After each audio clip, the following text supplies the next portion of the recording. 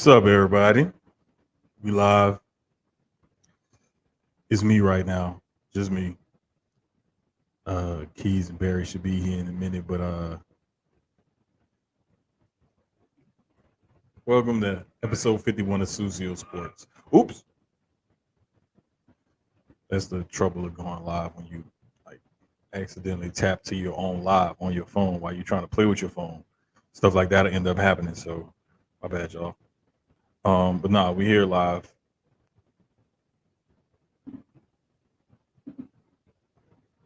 Episode 51 of Susio Sports, presented to you by Gel Blasters and Inplay Dogs. Gel Blasters, Inplay Dogs. Gel Blast, Inplay Dogs.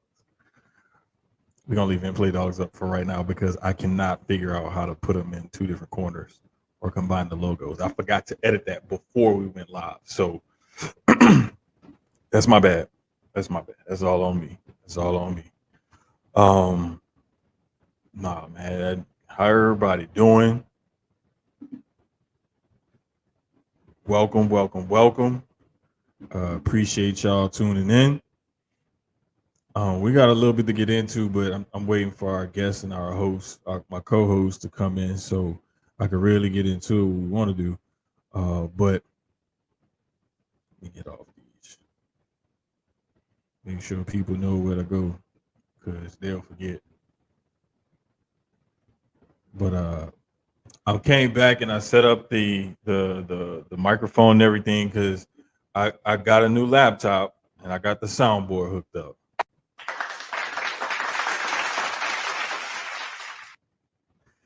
So I can't wait for somebody to say something stupid so I can just go ahead and hit them with the.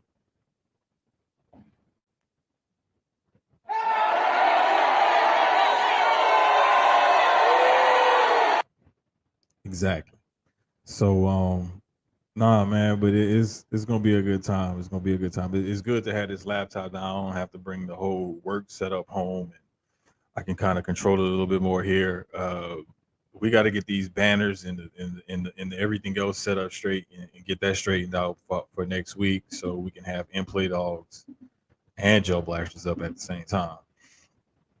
But yeah, man, it's been a crazy week, especially a crazy last few days. We've had a lot going on the last few days. It's been some weird stuff. Uh, you got the Robert Sala firing. You got freaking big ass hurricanes hitting Florida and stuff.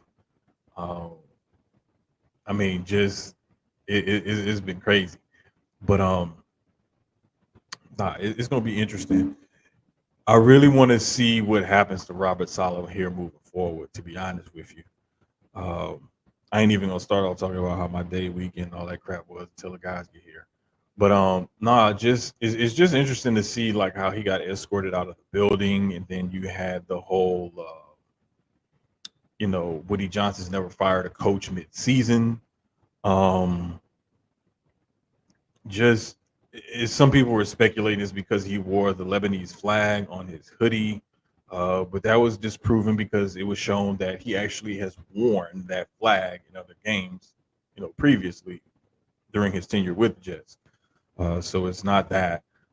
It's just a lot. Woody Johnson has been caught on record as saying some racist stuff. I know back in 2018. So there's just a lot that plays into all of this. However, we'll see. But he definitely put out a very classy statement on on Twitter. I still call it Twitter because to me, your mama named you Twitter. I'm gonna call you Twitter. So it just is what it is. But that statement that he put out was very, very, very dope. I'm trying to pull it up right now as we speak.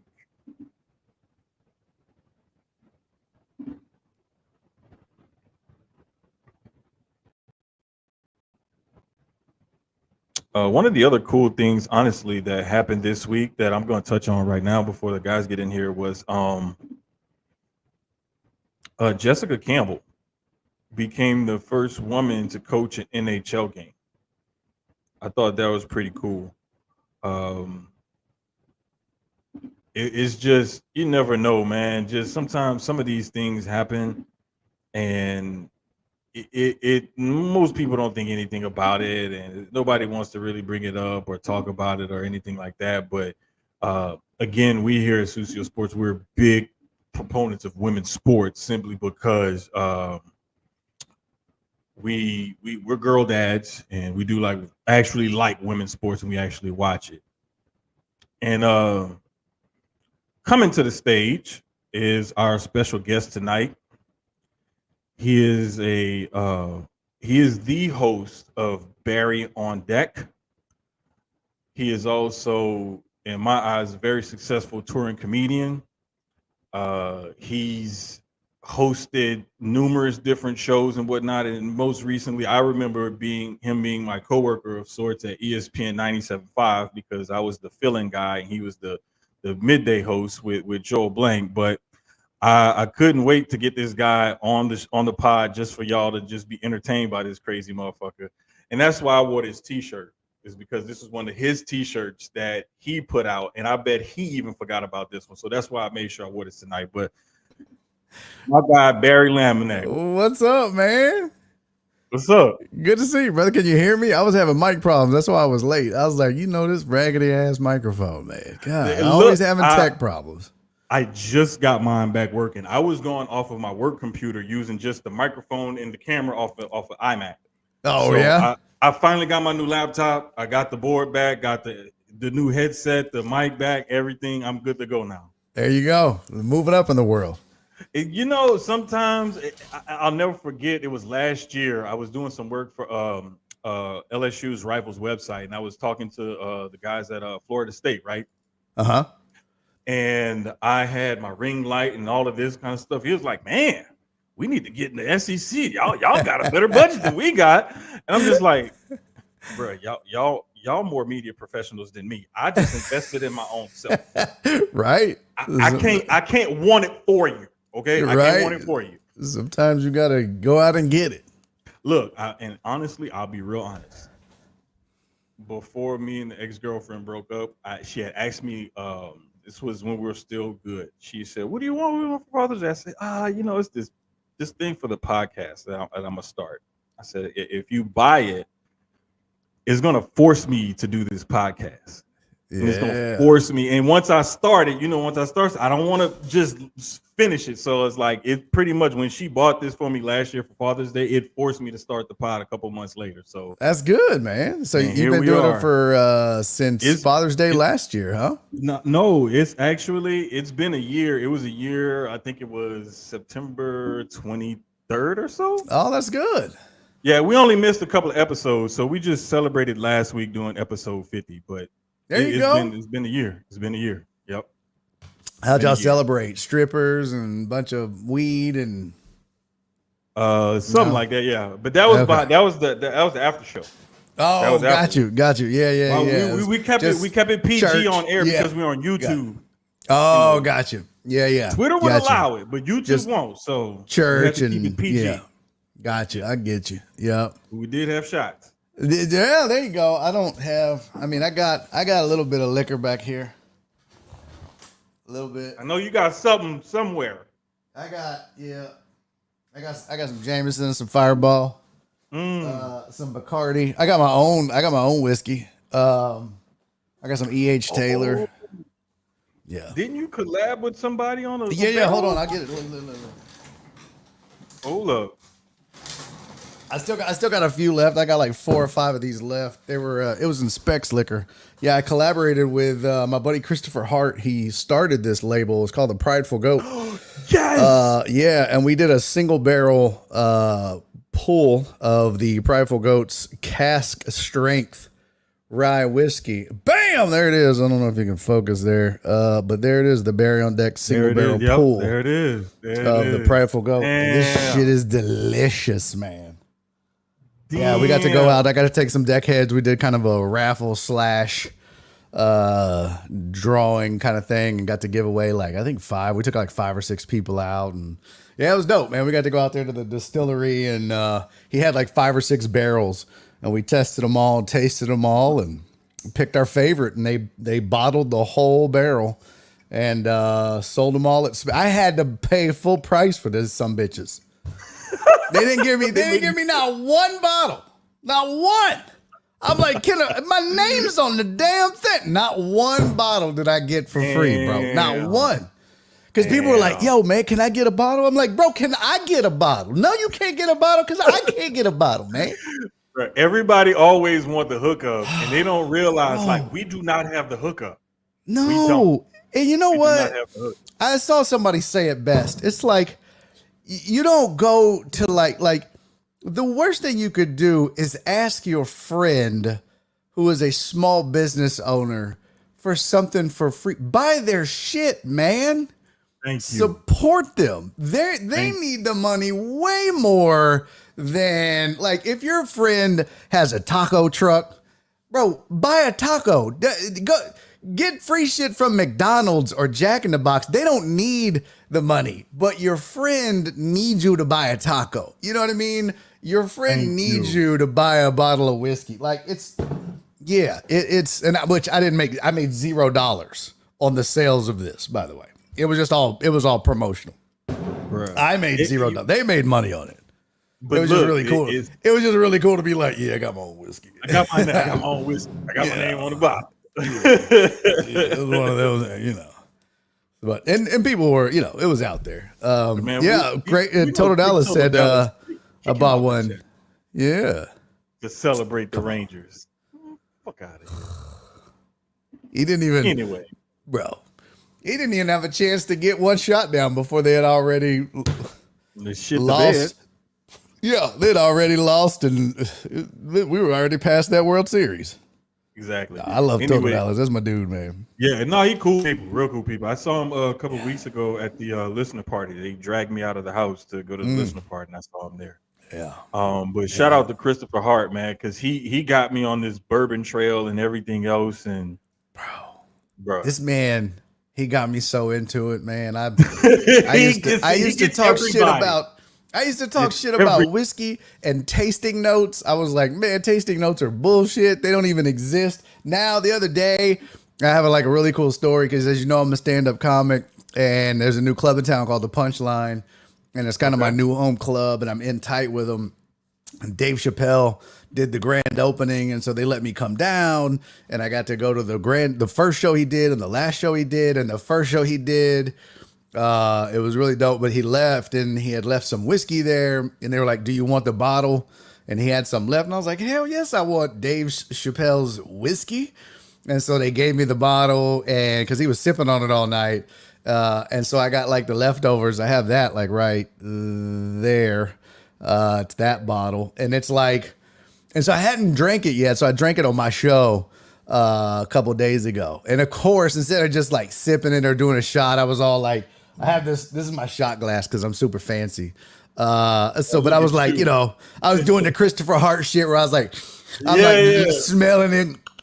I was like, bro, I'm so bougie now. You used to be like, just shooting it. Yeah. Bro, I was shooting shit you're not even supposed to shoot, $400 pours. I'm like, he was like, what are you doing? I was like, what? Was I not supposed to shoot that? He goes, oh my God, no. I'm like, all right, I'm a dumbass, bro. That's my bad. It's like, oh my God, that should have lasted 3 hours. Oh. Yeah, they call it a pour. Yeah. And they have it in these little tiny little it almost looks Glencairns. Yeah, like a fancy champagne flute, but it's tiny. Yeah, it's a Glencairn. If a champagne flute was a little person, it would be that. So they pour it for you, and it's about 2 ounces or so, roughly, is what a pour is. Anywhere between an ounce and 2 ounces. And you're supposed to sip on it and everything. Yep. Bro, I'm gonna take one little sip, maybe smell it, and then the rest of it, I'm gonna keep drinking on it. I'm gonna try to savor it, but it's I can't just do that polite little I can't just go yeah. Oh yeah, no. I mean, I still do shots. I do shots on my show all the time. I'm shooting Jameson and Fireball, and we do birthday shots and hype train shots, and Man, there was a point where I was like, I started getting the shakes. I was like, God damn, I'm turning into an alcoholic. I had to stop drinking. But man, I've been doing this show for 4 years. It was too much. They got me turning into an alcoholic. They're terrible. They're terrible influences. I had to stop drinking. But yeah, I learned how. I get in trouble at work when I try to watch your show. The lady in the office next to me will snick every time. If I'm in Twitter Spaces with my friends, really watching your show or anything like that, I get in trouble. Yeah, my show is definitely not a speakerphone show. No, you definitely need headphones. You definitely. Yes. I mean, you know, there's no like nudity or great. You know, you can watch. I mean, every once in a while, I'll take my shirt off. No, I'm serious. Like every once in a while, I'll take my shirt off. It was like once a quarter, maybe. Don't ask. But yeah, the closest I got, it's just language. Yeah, last week I did the show on my wife beater because I had to handle some stuff. Flex on them hoes, huh? He's like, I just got back from the gym. So I was just like, nah, I'm gonna keep. I kept it 100. I was like, look, man, I got off from work. I ain't had time to change my shirt. Didn't want to wear my uniform shirt. I ain't giving them no free advertising. So y'all just getting this fajita meat because I ain't gonna say taco meat. It's a little better than fajita. It's a little better than taco meat. It's like fajita strips. I ain't got that. I got like three chest hairs. That's all I got. I got 3. My wife pulled one. I was like, bitch, you just set me back 6 years. What are you doing? Can't be doing that. That's all man. I got. Yeah, I got like 3. Look, I had it, and I thought because I was younger, I was like, oh shit, I'm gonna be like my uncle, like I'm gonna have hair, like this big ass, hairy ass, black Italian. Yeah, and it never went further than that. I was like, oh, thank God. Bro, I got more hair on my ears than I do on my chest, man. My wife is like, you need to shave your ears. I'm like, isn't that sad? That's terrible. Yeah, that's crazy. But nah, man, it's been a crazy week. Like, we were cooking and stuff, and I made another taco bar with the kids because that's like one of our favorite things to eat. You do get down on some cooking now. I try. You do. It's a form of therapy for me, to be honest with you, especially since I got the little soft mats for the kitchen, so I don't be standing on that tile floor. I can stand on the little gel mat. And be like, this is the life. This is nice. This is nice. You know, but I'm real envious of those kitchens that I see where the whole floor is like those mats or whatever. And I'm like, I have a normal house and a regular kitchen. I don't want to do that to my kitchen, but God damn, it would probably be so comfortable just to walk around on that while I'm cooking. Get you some of those jiu-jitsu puzzle mats. You know what I mean? Like they have it like, yeah. Hell yeah.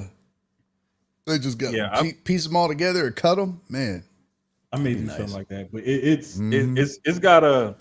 It does me well. It does me well. I don't want to do anything too drastic, so I think the mats might be a good choice. Because if I ever sell this place, like it would, I can't like have jujitsu mats permanently attached to the floor. No, you can pick them up. No, people put them in the garage all the time. You can pick them up. Yeah.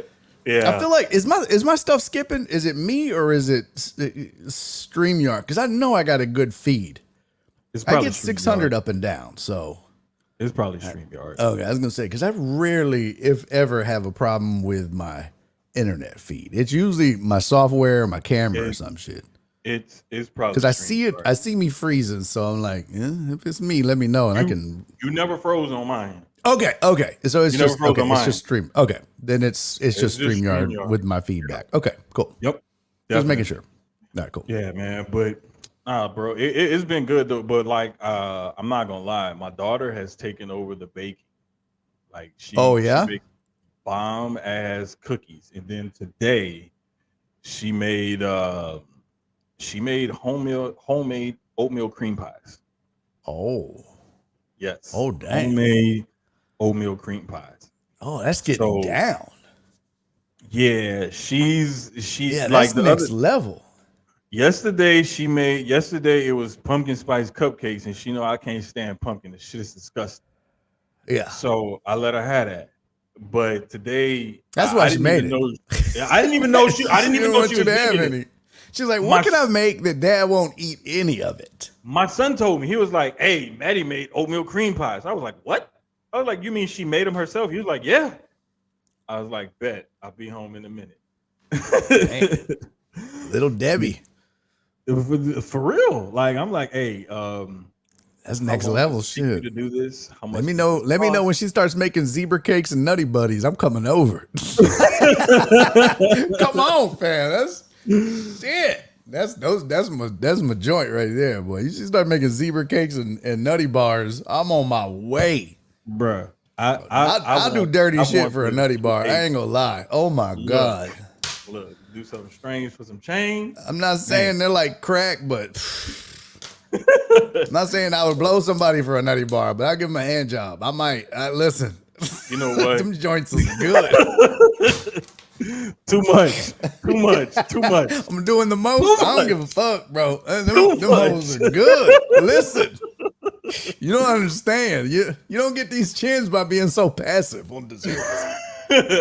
Hey, you widen your back by consuming all sorts of things.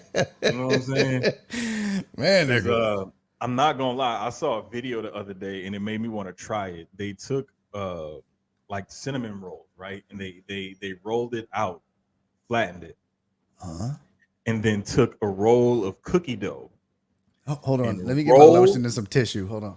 See, they rolled the cookie Go dough in the ahead. cinnamon rolls, right? Then they Yep. cut them up, turn them Keep going. sideways, and baked them. Hey man. All right. Keep going. So look, I'm looking at this shit. I'm like, wait a minute. I think I want to try that because I know we, Damn. we we bake our own chocolate chip cookies. Like we don't even buy the dough no more. We bake our own. But What? hers better than mine. And I showed my aunt, who's like the baker on that side of the family, and she was like, "Wait, hers look better than mine." I was like, Yeah. I'm just saying, she's only 18. If this is a new hobby, talent, or whatever, I'm going to invest in it because I So want she's really into it. profitability. Yeah, She's like, I gotta get the stand mixer so she can make the pound cakes and shit. yeah. Yeah, she real into it. If she's She into real. it, man, let her run. Shit. Hell yeah. Like Let pick her up that run. jeans. Let her It cook. runs. Literally. Let her cook. Literally, it runs in the family. So I'm just gonna feed into it. You know what I'm saying? Hell yeah. But to just to get into the sports, uh, it- the f- I, I'm just gonna start here because it was the most recent and the most like crazy thing and something we've been watching the last couple of days is the Jets firing Robert Saleh. Uh-huh. From the whole, it caught him off guard because he had literally just held a staff meeting transferring play calling duties from Nathaniel Hackett to Downing to being fired like an hour later and escorted out of the building by team security. Like, I understand they have not lived up to expectations, but we all can kind of speculate where this came from. Yeah. Yeah. It's funny because Aaron Rodgers goes on the Pat McAfee show and says that he's pissed off that everyone is saying it's his fault and that he can't believe that they're saying that, and he takes umbrage with the fact that people are blaming him, that he loved Robert Saleh. Man, shut up. Like, Bullshit. I'm not buying that. I'm not believing that. Like, everybody knows he's been calling the shots since he got there, that he has had everything to do with everything that's happened with that organization. His fingerprints are all over all of the moves since he signed that contract. And you can't tell me that that's all of a sudden changed now. I mean, the owner said, well, I've been thinking about this for a couple of years. What? And, people want to make a big deal. Well, look, he's got a losing record. Bro, if Zach Wilson was your quarterback, if Sam Darnold was your quarterback, you would have a losing record too. Now, granted, the Vikings, they've done some special shit with Sam Darnold. Yep. I'll give him that. But listen, man, this dude deserves a statue out in front of the stadium just for winning 7 games with Zach Wilson. I don't give a shit what anybody says. And it's wild to me that he's 2-3 with one of the best defenses in the NFL. I did the numbers today on my show. They're giving up 17 points a game. The defense is. They're scoring 18.5. Okay, they're doing their job. Exactly. Just by the numbers, they should be undefeated. You know what I'm saying? Like it's ridiculous to me that man got fired. They fired the wrong dude. They should have fired Aaron Rodgers. I mean, he's just not living up to the hype.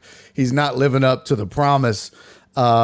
It's just been a debacle, and yeah, it's wild to me that they think this is going to fix it. Robert Saleh was not the problem. The Jets' defense is not the problem. The offense and Aaron Rodgers are and have been the problem. Definitely.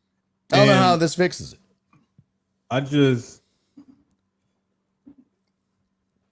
Oh, damn. Look at that. There it goes.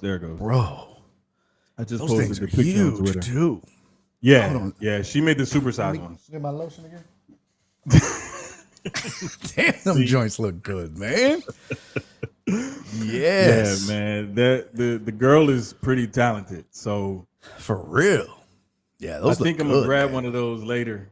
I'm gonna probably have to get a half. You just gonna one. rub it in. You just gonna eat it in front of me, huh? That's okay. No, I got Okay. zebra cakes Okay. and nutty bars, and I'll go get some See, of those. I don't have give a zebra damn. cakes and nutty bars. I do. See, I'll go get butt neck and eat them hoes right here on this show. I don't give a shit. Another thing is, yes, he does. Total Dallas. He looks old. And it's not that his arm talent has gone anywhere. It's when he used to have that somewhat good athleticism and great footwork. His footwork is no longer great, and that athleticism is gone. The arm talent is still there, but when you can't plant your feet because you're jittery around the rush and you no longer have that little bit of athleticism and that great footwork to get that ball off like you used to, because you're playing it in front of a piece of shit of an offensive line because they didn't invest enough into it because they were trying to find you weapons. This is a situation that he created himself, and now he's pissed off about it or whatever. And I mean, it is what it is. And I just can't wait to see the rest of the Hindenburg fall with the Jets for the rest of the season. That's what's crazy is there. It's why he is 26th in the NFL in quarterback rating. He is 21st in QBR. He's like, I mean, none of the numbers are good. He's thrown 7 touchdowns, which is 10th, but he has 4 interceptions, which is 48th. Or no, that's the opposite. Not good. There's the opposite. I'm looking at only Mahomes has 6. 3 people have 6, and 3 more have 5. So he's up there with the most in the. I mean, the numbers are just the opposite of what you would expect from Aaron Rodgers. It's just like, I mean, Gardner Minshew has 5 interceptions. Aaron Rodgers has 4. This is what are we doing? Like, none of this made sense. It was the most Jets move and the most Jets thing ever to do this. I mean, I don't know. It's something that, you know, if you guys want to hitch your wagon to a 40-year-old quarterback coming off of an Achilles tear, that's fine. You already hitched your wagon to him, trading for him and bringing him in. But to continue to capitulate to him the way they have and continue to turn your team over to him the way they have, it's just, it doesn't make sense. And then they're trying to talk about trading for Devontae Adams. If I'm Devontae Adams, why would I want to go to the Jets? Somebody had a good point. It was like, yeah, why would Devontae Adams why would he wanted to have gone to Vegas? You know what I mean? Like, but he did. Well, and they said Devontae Adams has already proven he would rather go play with somebody he likes than go play for a winner. So true. if he would if he had his choice between Kansas City and the Jets, why would you think he would go play at Kansas City? He's already proven that he'd rather go play with Aaron Rodgers. Wait, hold up. Wait a minute. What the fuck? How you get a sports in the background on your shit? My man's up in Bristol. You know, see, this is what happens when black people get new shit. My When man's black up people in get Bristol. new shit, they show it off, Barry. I'm just letting you know. I know you grew up around us, but I'm just reminding you. What'd you say? Shit, they show it off. What'd you say? I know what. You know how we get when we get new shit. You said I grew up around y'all. Come on, man. Do we really have to get into your rap name? Do we really have to get into your own rap name? You're right. We don't need to bring that shit up. Oh, that's so funny, bro. My man showed up. Stephen B. Smith. I'm like, what the fuck is Steve? What is this? So you want to know something funny? If you would have went into your settings before you started, I actually logged into the podcast StreamYard. And I meant to log into my StreamYard. So the background should be on yours too. It might not be, because it might be because it's on my computer, but it should have been. But yeah, I was like, because I have the new setup, I was like, I bet I can actually get a background now. So I was like, let me. This is that looked like the one from the old studio. I think it is. No, I'm talking about that one he had. Brick, that looked like the one from the old 97.5. Yeah, it did. Yeah, it did. It looked like that one. I'm like Homer Simpson disappearing into it. That's great. My man slapped up the ESPN Sports Center. That's fantastic. Right. Hello, Barry. Hey, what's up, man? Apologies for my tardiness. That's all right. I thought I was late. Shit. I was like, I'm 5 minutes late because I can't get my microphone working. Man, you must have really had mic problems. Look. Yeah, sure. Yeah. He's like, yeah, that's what it was. Yeah, he actually was. You was probably trying to set up the new computer or something, huh? No, I said, bro. I said that as soon as I got home. As soon as I got here, I said that. He said, not Stephen B. Smith. A fancy background ain't gonna fix the sports case. Is that who I think it is? That's Total Dallas. Yeah, that's Total Dallas. That's one of the guys here in Houston. Ignore him. He's a Dallas fan. We that's what we do. I don't even like exactly. You know that's why they messing with you. You know that's why they messing with you. That's them people. Them people. I don't even like them people. Yeah. And see, this is why I say we don't need an extra Cowboys fan to be a guest on the pod, because then it would just be until next week. I'm gonna argue and cuss him out. Can't wait. That's all I'm gonna say. I ain't saying nothing else till next week. Can't wait. All right, so where we at? What we talking about? We was just talking about Aaron Rodgers and how he basically blew up the Jets. How he's ass? Yeah. He got his coach fired for no damn reason, and it was his fault. Yep, pretty much. Yep. Okay. We all in agreement. Yeah. Because that shit was just fucking terrible. I guess they let's see who they play this week. The Jets of New York City. Ooh, they play the Bills at MetLife. Horrible time to fire your head coach. Monday Night Football.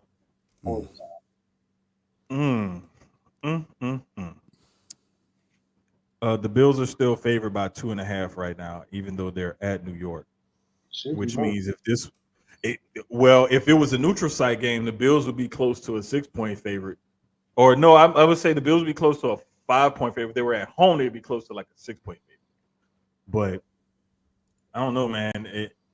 That's going to be a tough game because Buffalo's going to be pissed off coming off that loss to Houston, and especially with as bad as Josh Allen looked in that game this past week, I can imagine he's going to want to try to exact some revenge on somebody. Yeah, and I tell you what, it with this, so the move that you mentioned, Jermaine, the move of transferring play calling duties, right? Mm-hmm. It's interesting that he made that change, or wanted to make the change, gets fired, and now the interim coach gets to either make that change and reap the benefits of it or see the benefits of it. And they were talking about that on Sit Down or Shut Up or Get Out or whatever those morning shows are. And they were like, it's just not, it doesn't make any sense. If the man made the change and, you know, this is what coaches do, if that was the point, let him ride that out. But he made the change, and this interim coach is going to make that change as well. And you got rid of him. I mean, if there's a lot of crazy shit going on right now. None of this makes sense, really. Is that me feeding back? No, I think that was me. No. Oh, no, but I don't know. Was it? See, this would happen when everybody on the show got a damn iPhone. No, mine. It can't be me because I got on headphones. Because everybody look at their phone. No, mine's off. Mine's off. It ain't me. Yeah, I don't know. I thought I had mine plugged in, but I don't. But nah, it's crazy when you look at the way things are going. Jeff Ulbrich, they made the defensive coordinator the interim head coach.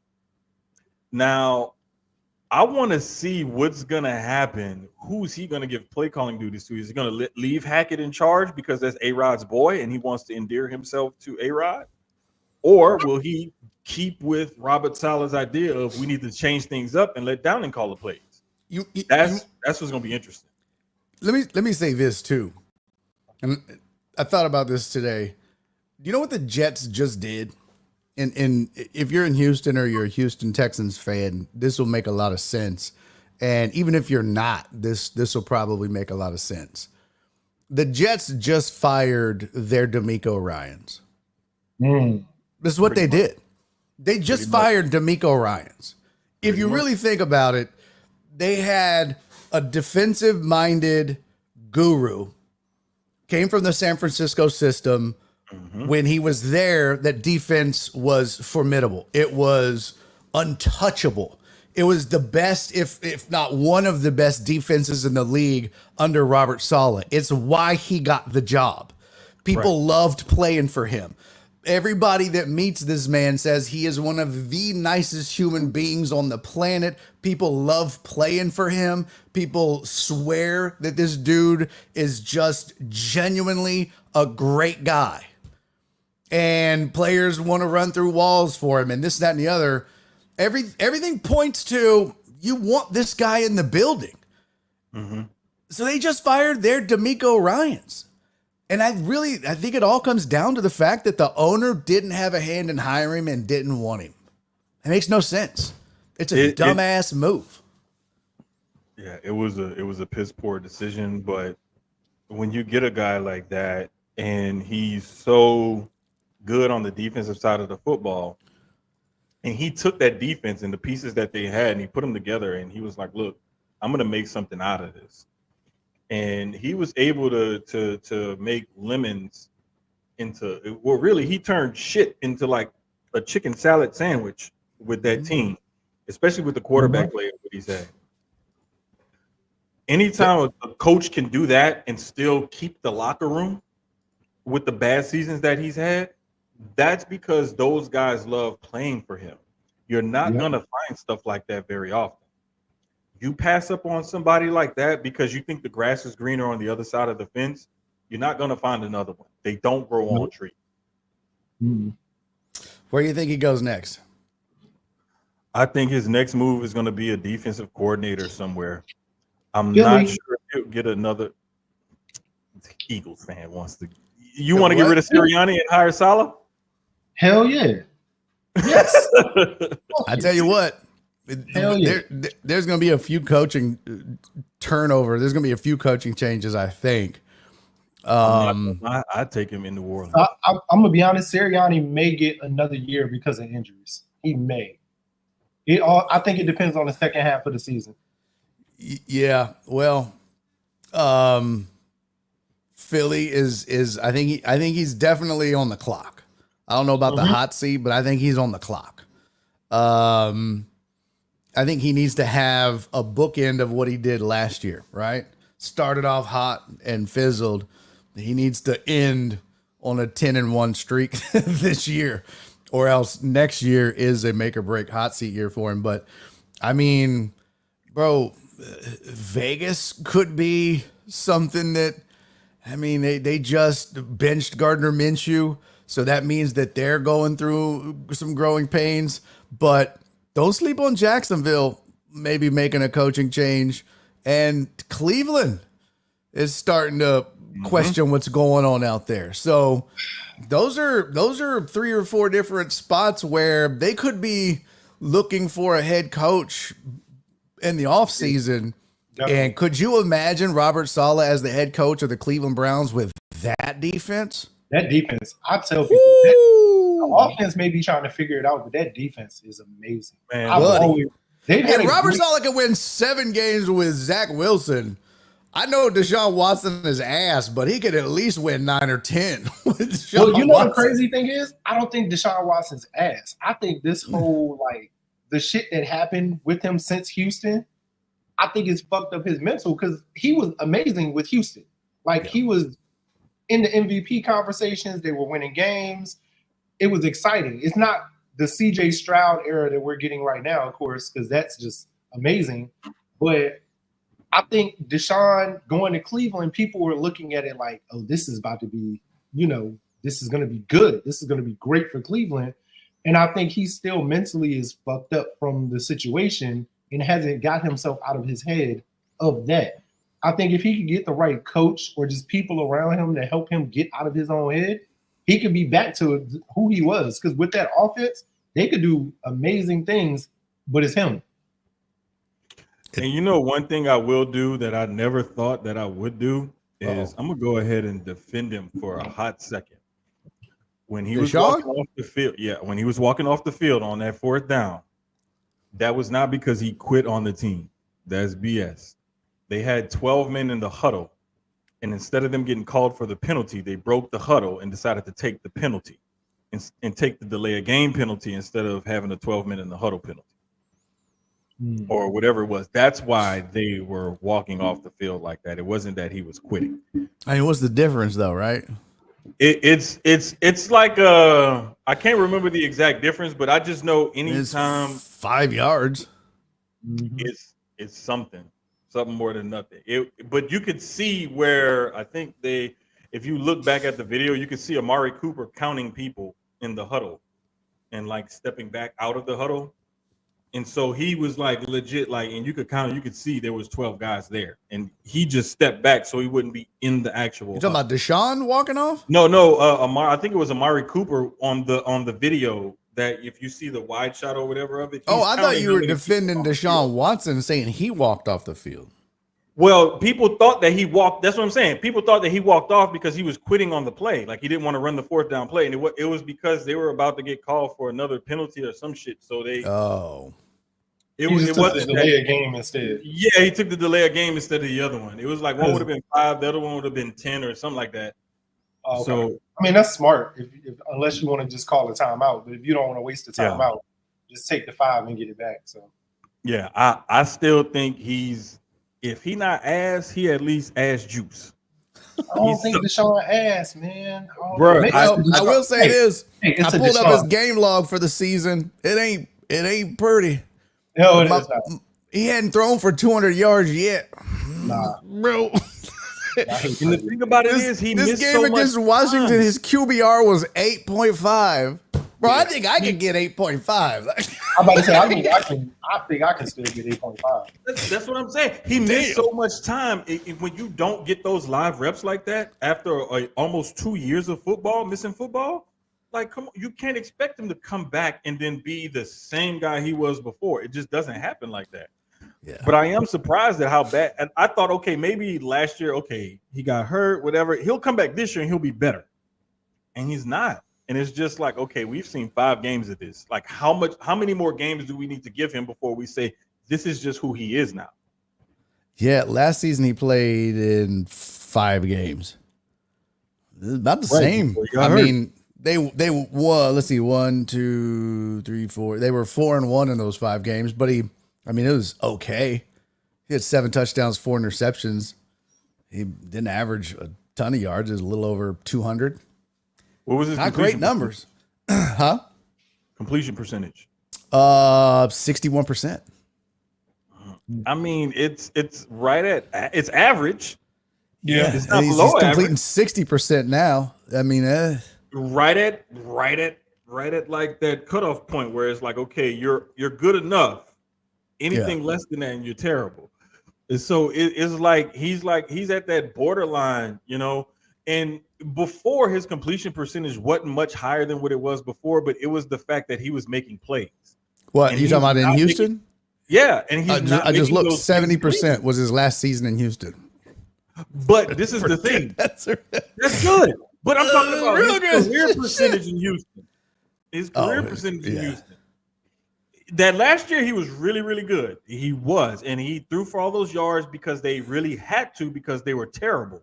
And also, I looked at that last season in Houston like that Kobe year in Colorado. Like, when you're going through the shit that you're going through, like, football is all you can focus on during that. Or you know what I mean? So it's like it's a distraction from it. So let me go out here and like tunnel vision. He knew some of that stuff was going to be coming down the pike. I think he had an idea that something was going to come at some point. People hip you to it beforehand. So like, yeah, he did. My barber was his barber, or is his barber. He knew. Exactly. Yeah. So this was, like Keyz said, that was basically like when Kobe averaged like 36 a game or whatever. Mm-hmm. You know, he had all that shit going on and everything else, and it's just like, okay, fuck it, I'm gonna just ball out. That's what Deshaun did that last year in Houston. And then that following year, when it was all messed up and the cases came out and he got the suspension and everything else, and he missed that year and everything, and then the Cleveland trade and whatnot, I think it took a toll on him mentally, but he wasn't ready for that toll that it was going to take on him physically. He thought that he could just come back out there and pop back out. I'm still be Deshaun Watson. Nah, bro. He's never been the same since that year off. And you know, you can say injury or not, but I mean, the dude has just never been the same. And I look at it like the Mike Vick thing too. Like when Mike came back after the jail and all of that, he was still explosive. You got a couple, like in Philly, you got a couple of those explosive runs here or there, but it just wasn't the same Mike that it was in Atlanta. Like everybody wanted him to be that Mike, and taking that time off from football, not really training, doing minimal training in jail that he could do, he still wasn't that same person when he came home. So same thing like Deshaun. At least he probably was training and staying in shape at least, but he just hasn't been the same player since then. I used to cover MMA a lot, and we would talk about ring rust. You'd have a fighter that would take off for a long time, and we would talk about ring rust and how that would affect them. And it's a little bit different. It's a lot different. But I think you brought up Mike Vick. And I mean, I remember talking about this when Colin Kaepernick was ostracized and blackballed from the league, and then people wanted him to come back. And I was like, you know what? It's a catch-22, because it was 2 and 3 years down the road when people were wanting him to come back. And I was like, I almost don't want him to come back, because the likelihood of him failing when he comes back is going to make it worse, because everyone that has been on the other side of this, that has been rooting for this man to fail because they have been complaining about him kneeling, are going to be like, see, told you. It's going to make it worse. So because of the time off, there are some sports, and I think especially at quarterback in football, that I just don't think you can miss a year of. You know, like these that's why these guys train all year now. In the off season, they're working out, they're going and meeting up with their receivers and, you know, somewhere, and just throwing the ball around. And I mean, like, this is 24/7 now for these guys. And you miss a year plus the injuries, and I mean, you see the results. I'd be interested to see who is the last quarterback that's missed over a year that has come back and picked up where they left off. I'd love to see who that last person was. It probably was Mike Vick. I don't think there's been a. But he never picked up where he left off. Like you said, he had some flashes, but he never regained. I would that say same level. The reason why I would say Vic is because he was in the MVP discussion that one year. I think it was like 2010. I think so. He was in the MVP discussion that year. Could I say Josh Johnson? But even though Josh Johnson was never like amazing. Now, I was gonna say, now we have to qualify this one. You can't be like, well, like I know he wasn't amazing, but you can't be picking up backups like Josh Dobson. He missed a year, and then he came back and threw another 3 touchdowns over 16 games. Like, come on, man was on my ass about Dobson. I was on the Dobson train. I was like, yes, oh no, you weren't. Man, it was you and Dre. Both of y'all. Dobson's gonna kill him. Dobson with the middle. I mean, he looked great with Arizona. Look at the history of quarterbacks from Tennessee. You got Peyton Manning, Heath Schuler, Dobson, Heath Martin. I'm telling y'all, we can name them. Watch. Flacco. Okay, Flacco. Yeah, Vic missed 2 years. Did Brady take time off? Like injury is different than like walking away for a whole year though. Like with Brady, it was just injury. Flacco did. Flacco was gone for like what, 2? Yeah, but Flacco's like I feel like Flacco's some sort of like Benjamin Buttons type shit. Like that man. He doing. He got something. Whatever he drinking, eating, smoke. What hyperbaric chamber he's sleeping in? Bro, I need it because my fucking back hurt. I feel like I don't even have kids yet, and I'm 50. If I had kids right now, my kids' would be watching Joe Flacco play. You know what I mean? Like, god damn, Joe. Right. It don't make. Joe's gonna be 107. Talking about down, shed, it's and gonna he be probably like, gonna still have a rocket attached to his right arm. Yeah. Joe Flacco's hologram is going to be playing football for some expansion team. It's going to be crazy, man. Bruh. Like, and the funniest thing about this is you go from Anthony Richardson, this 6'4", 240-pound, like, freak of an athlete quarterback, to old ass, like, basically a statue in the pocket, Joe Flacco. Bro. But you know what's crazy? Better.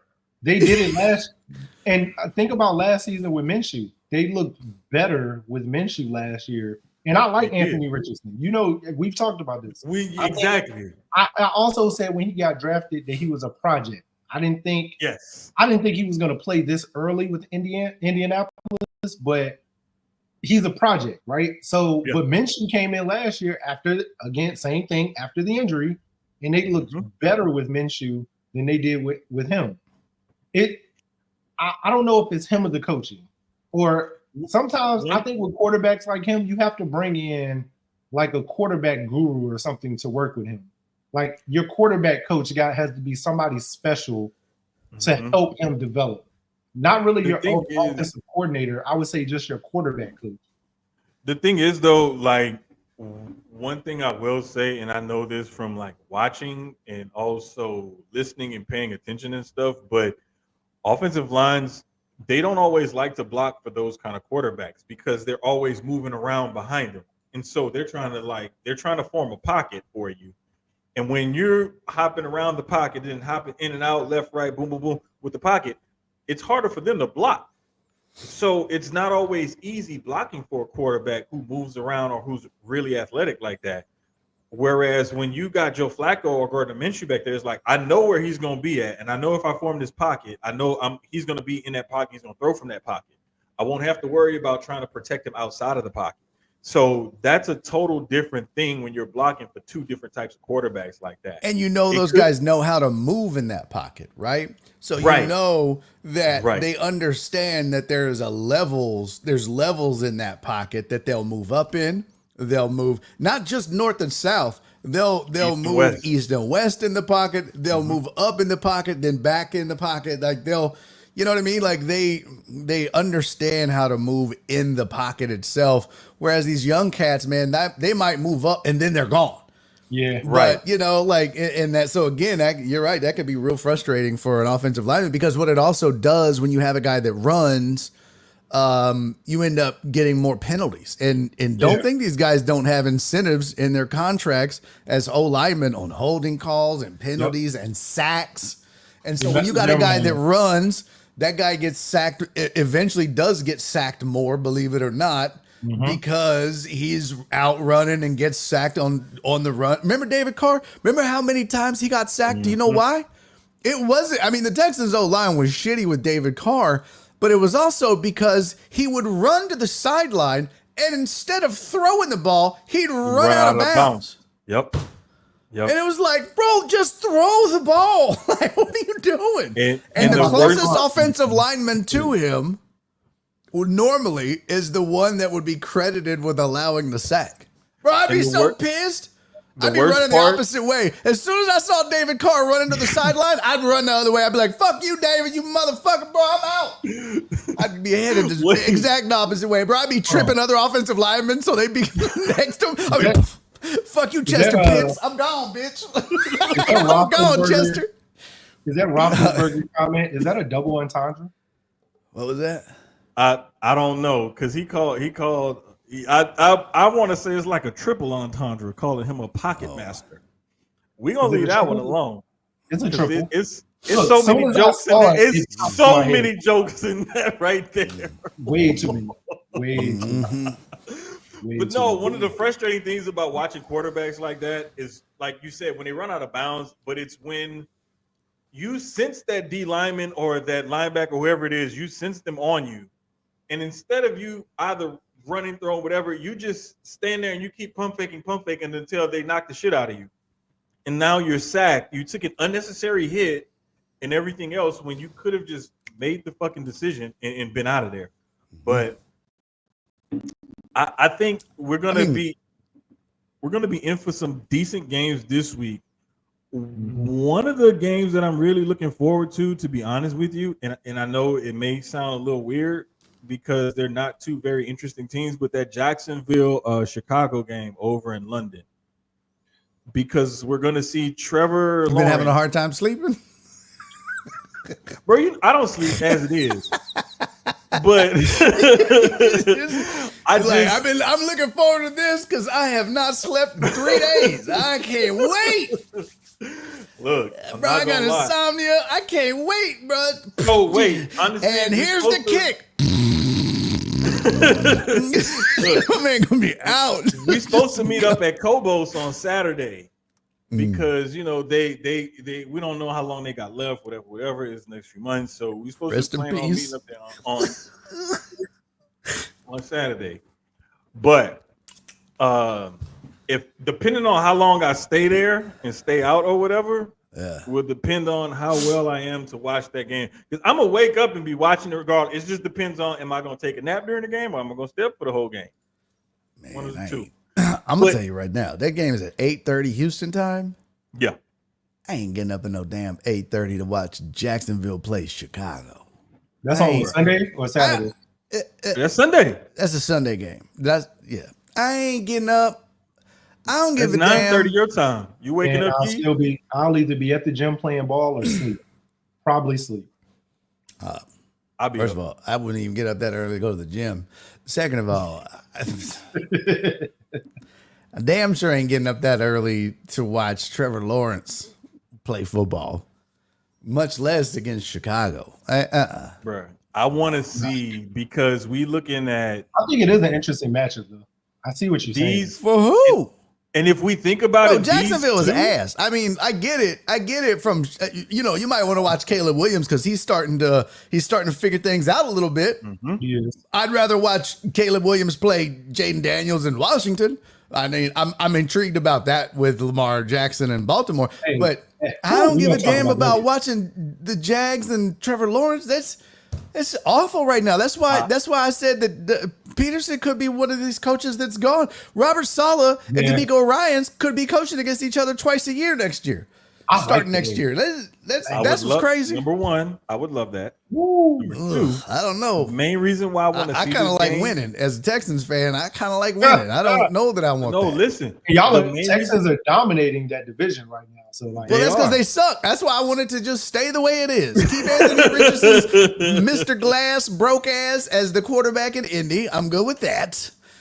Doug Peterson's no coaching ass. No, what's his name? Who's coaching in Jags? It's Doug Peterson, right? Yeah, Doug Peterson. It's Doug Peterson. I don't know why I blanked on that. I'm good with that. And then Tennessee's always a goddamn mess. I'm good with that too. I'm fine. This is great. But listen, the main reason why I wanted to see it is because those two quarterbacks were the last two quarterbacks that were like the most hyped player in their high school class. They got recruited to college. They were Lawrence was a Heisman finalist. Caleb actually won one. Both went number one overall.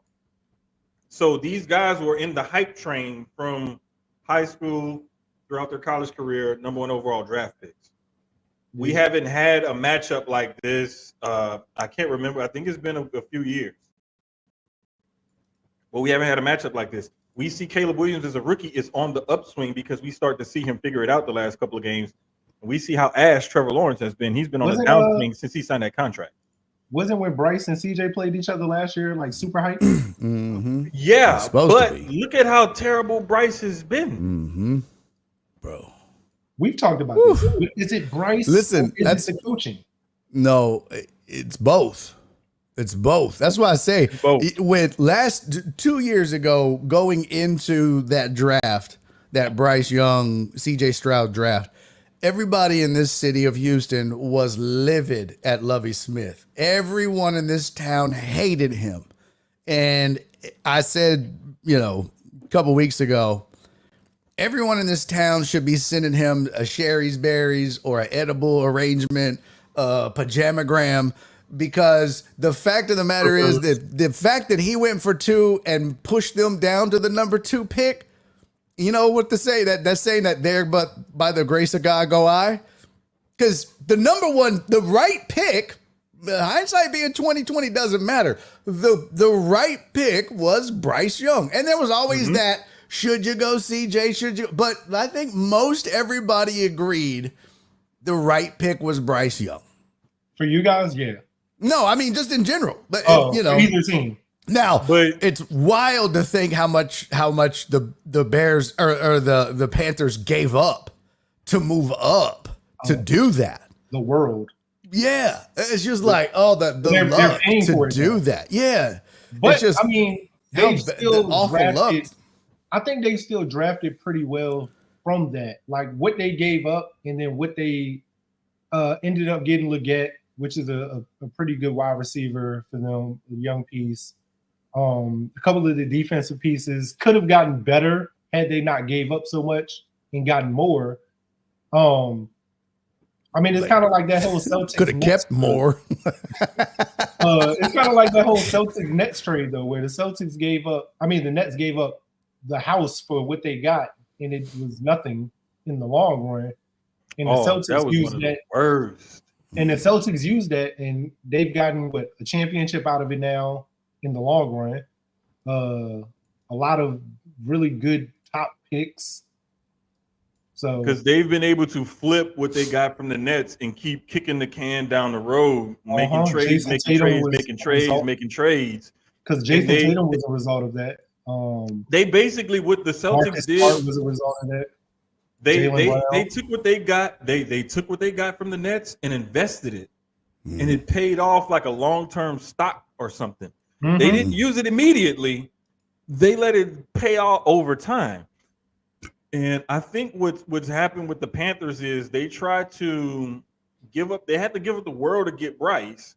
Okay, Chicago gave up too much. Chicago was so smart. They were so smart. They would have did that to anybody. But the fact that the Panthers bit on it, it was because they were more in panic mode than any other team as far as rebuilding for the future. Where everybody else was like, we'll play the long game. Carolina was like, no, we need to do something now. I'm glad Dre in 290 is here because he's one of the people that will tell you. I was trying to tell Texans fans, don't be upset. This is not a end of the world scenario. You're gonna like CJ Stroud because I was CJ like, was a better pick personally. I liked him as a person, like just hearing his story and everything. I was like, he's a really good kid, and he seems like he's all about football. But one of the other things that let me know what kind of teammate and leader he was, it was a thing on Sports Center or whatever, one of those Sunday morning, feel good story things or whatever, right? Mm-hmm. And they're talking about CJ and his story and everything else, and it's all the stuff that like I already knew about him. But he made an announcement to the team. He gave every player on the team, it don't matter if you were a scholarship walk-on or whatever, every single player on that team got a $500 gift card to go and buy himself a suit. And he took that out of his own NIL money to do that for his teammates. And he even told his agents or whatever at the time, he was like, nah, I don't want all these other extra NIL opportunities because I want to concentrate on football. These few that I have, this is enough. This is all I want to do. I don't want any more because I want to be able to dedicate my time to my football team. And just seeing the kind of person he was, the kind of leader he was, the kind of teammate he was, and how dedicated he was to the game, I knew he was going to be good. I had no clue he was going to be this fucking good. I'm not tooting my own horn. I just knew he was going to be a good pick and that people would like him. I had no idea he was going to be this fucking good. I ain't gonna lie. I didn't like either. I was in the camp of, I will say I wanted him to take Will Anderson Jr. That's what I wanted him to do. Yeah. I was like, everybody was pretty sold on that. Yeah. I was like, okay, you have the number 2 pick. Take Will Anderson Jr. or trade back. Yeah. Get stockpile because you have so many deficiencies. Mm-hmm. Trade back, stockpile, suck next year, and draft Caleb Williams. And that's what I was really preaching. Either get your next J.J. Watt and Will Anderson Jr. or trade back, stockpile, and draft Caleb Williams next year by just shitting the bed all year. Because I can fade one more year of suckage if you'll go out and get Caleb Williams, your next quarterback of the future. And that was the 2 things I wanted. And they got really lucky. And honestly, man, D'Amico Ryans was and has been the catalyst of all of this. And you can call it luck, you can call it fortune, karma.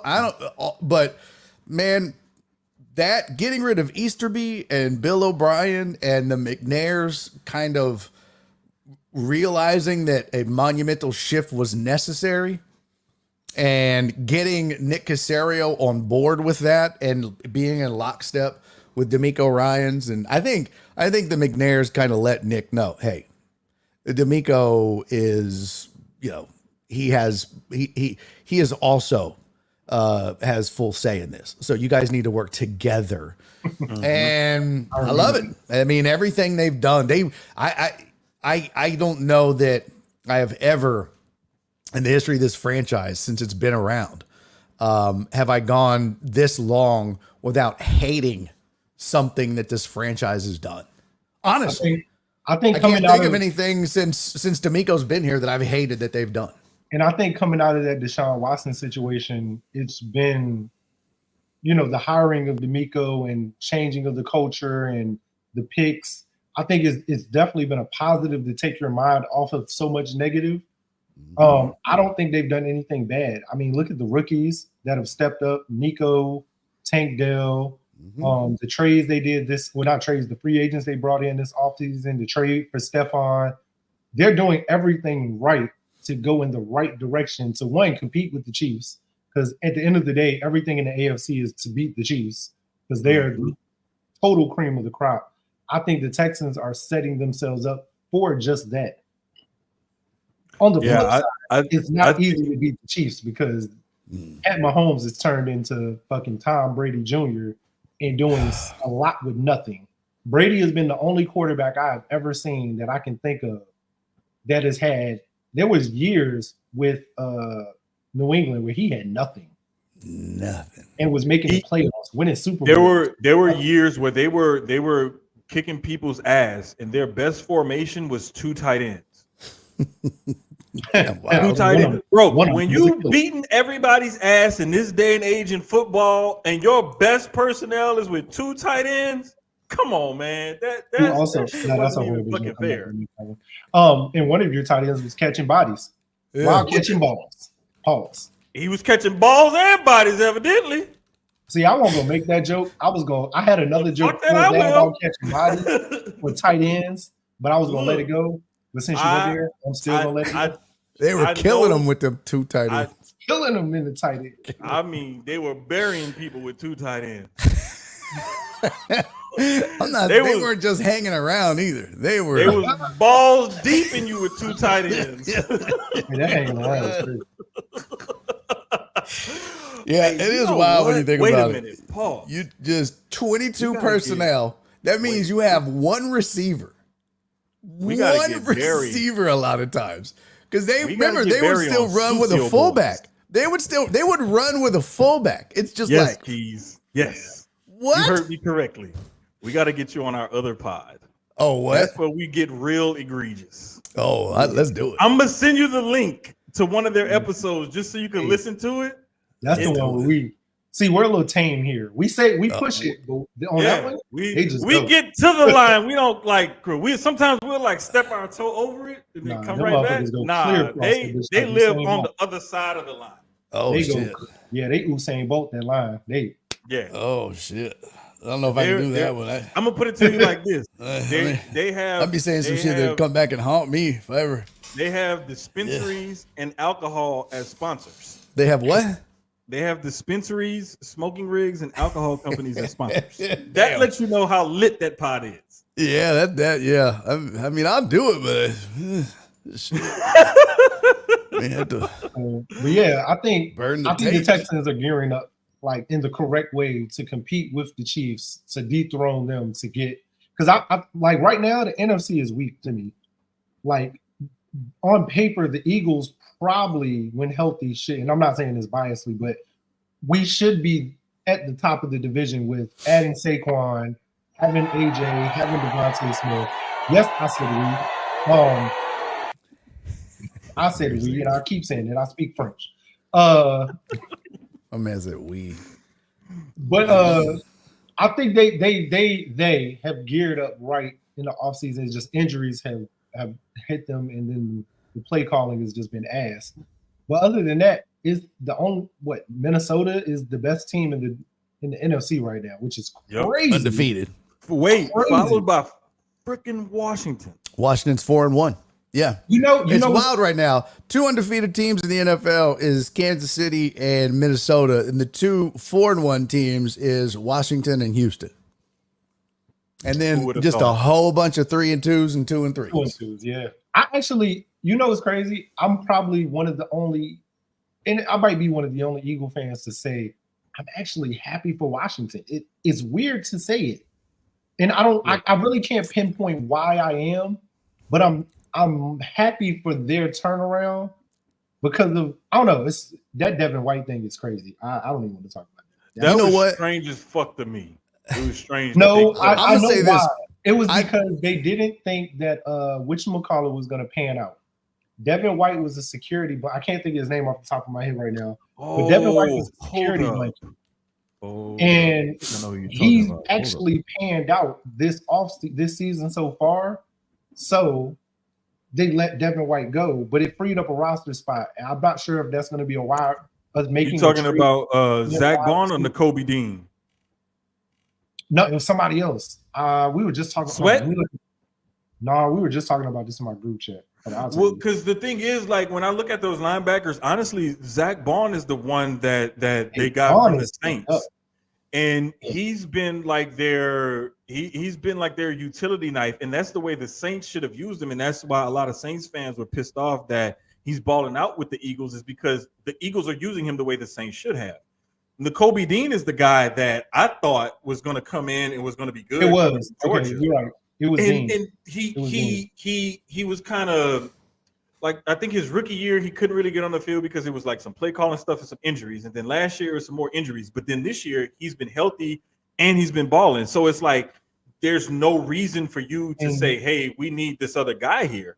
But I like Devin White. Like, I still think we should have kept him or use him as trade. Like, trade him somewhere. Don't just let him go. I always hate when you let a good person or a good player like that go, where you can either get pieces back or at least good draft picks. We've seen Howie do amazing and get players for.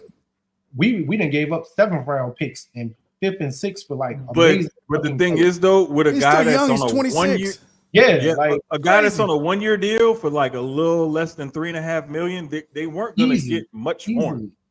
They could have. You maybe would have got a 7th rounder or something like that. But at least you got something. You know what I mean? Like you got something. What they get? What they get? They got nothing. We probably would have got a 3rd or a 4th. The way Howie would have sold his ass. The way Howie is the thing is though. I want to see who he gets picked up by. If he does get any playing time, if he does get himself worked into the rotation. I mean, I think a place like Atlanta. I think even bringing him down to New Orleans, him going back to the Bucks, maybe. I mean, it's a couple different places. I don't know if he had those contract problems with the Bucks the first go around. I don't know. I think you know what else might be a good team for him. Maybe the 49ers.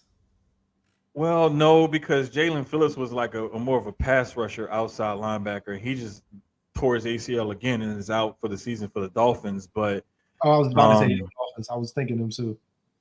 But they need a pass rusher to Jets may be a team, Dre. I'm not sure, but damn, there was another team I was looking at earlier this week that could use some linebacker help. That stupid Hassan Reddick thing is still crazy to me too. The Raiders could use it, but the Raiders aren't going anywhere, and I don't think the Raiders want it would have to be honest with you, because they're going to start Aiden O'Connell this weekend. Like the Chiefs, maybe, or now that may be somebody like that, because the Chiefs always use playmakers on defense. But it's just going to be interesting to see where he ends up. The other game, and we kind of alluded to this earlier, that I wanted to talk about for real quick, I wanted to say something. I wanted to say something. I'm sorry, but this goes back to his point about he didn't know why he likes Washington. Mm-hmm. I'll tell you why you like Washington. Jaden Daniels is so easy to root for. Yeah. He's like CJ Stroud. Mm-hmm. Always says the right thing. I don't care what team you're on. I mean, I'm a Texans fan, but I try to be very impartial. 7 years on ESPN radio, I always took my fandom out of it. Always. Yeah, I mean, I was super critical of the Texans while being a fan, but it is easy to root for CJ Stroud, the way he handles himself in front of reporters or in the public with the press. And then you watch him do podcasts and how he goes going back and forth with the old boy on Micah Parsons. And, you know, he's funny in a very calm way. And like you talked about, Jermaine, how giving he is and a great teammate. And Jaden Daniels is the same kind of way. He's very humble. He's very cognizant of who he is and where he is. And, you know, it's just, this dude is super easy to root for. I don't really ever give a shit about anybody in the NFC East, but man, I'm loving the fact that Washington is 4-1. I'm loving this. I'm loving rooting for him. So yeah, no, it's definitely a feel. It's not more I guess it really is just Jaden Daniels. It's not really the franchise, but it kind of is. Like, that's been an easy team to hate with all the Dan Snyder shit that he's done, the nasty, you know what I mean? Like what peeping Tom shit on the cheerleaders. Bro, all that awful shit that he's done. It's crazy. The racism and the sexism in the front office. But dude, along comes Jaden Daniels and it's like wipe the slate clean. Kind of like D'Amico and CJ with the Texans. You forgot all about Easterby and Bill O'Brien. I don't even think about that stuff anymore. And that's what Jaden Daniels has done for the Commanders. I don't even think about Daniel Snyder. Nah, not at all. Not at all. So yeah, and you know what's really good is like that's another thing that I knew I was right on was Jaden Daniels. And it's not just because I'm an LSU homer. It's because when I was working for Rivals last year, same thing with Malik Neighbors, how I don't know if you remember this, Barry, but I know Lance Zierlein caught some flack for saying he thought Malik Neighbors could go drafted ahead of Marvin Harrison Jr. And I basically agreed with him, partly because I had to cover that team last year. So I was watching the people that I worked with were in practices every day. And they saw him through the offseason. They saw that offense and what that offense was doing and everything else. And so they saw these guys from spring practice to over the summer to in the season and everything else. And while we're covering this team, I'm looking at these guys and I'm getting reports and everything. And I'm like, these guys are really that fucking good. And people don't understand how good these guys really are because that defense was so shitty. And when people were surprised at how good Brian Thomas Jr. was, and I was like, well, it's easy to be that good when you're that tall, you're that fast, you do have the talent, and people can't concentrate on you because they have to focus on Malik Neighbors. Well, then when they focus on Thomas, well, them Neighbors is eating your ass up. And then when it wasn't him, they still got the guys that are producing for LSU right now this year for Garrett Nussmeier on that team now. That team had a lot of fucking talent on it last year. Jaden Daniels won the Heisman because he took full advantage of all that talent. People were thinking that this kid couldn't do it at the next level. And what they fail to understand is that the NFL has a lot of college concepts in their offenses recently.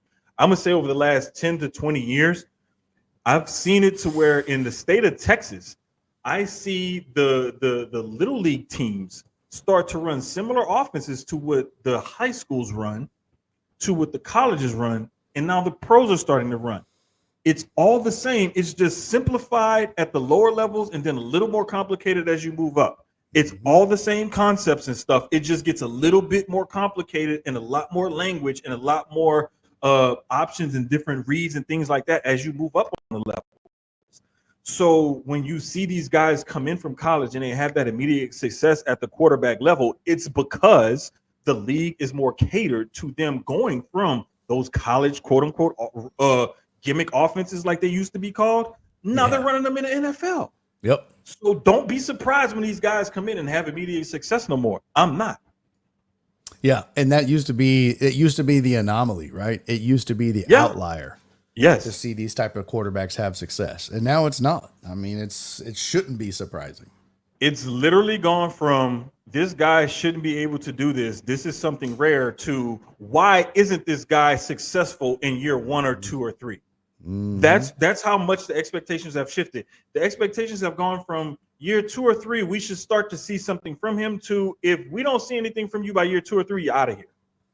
That's how wide the expectations have shifted. Bryce Young has entered the chat. he banging on the door like, hey, let me in. Man, this is a stupid rule. What, year and a half, bro? Like, come on, man.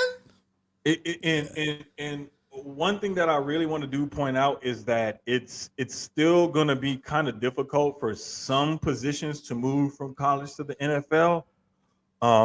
But quarterback is not really one of them any longer. If you can, if you get into the right system that can better take advantage of what you do best, these offensive coordinators and everything nowadays, they know how to say, hey, we're going to put you out there from day one and you're going to be successful because we're going to make sure you're successful.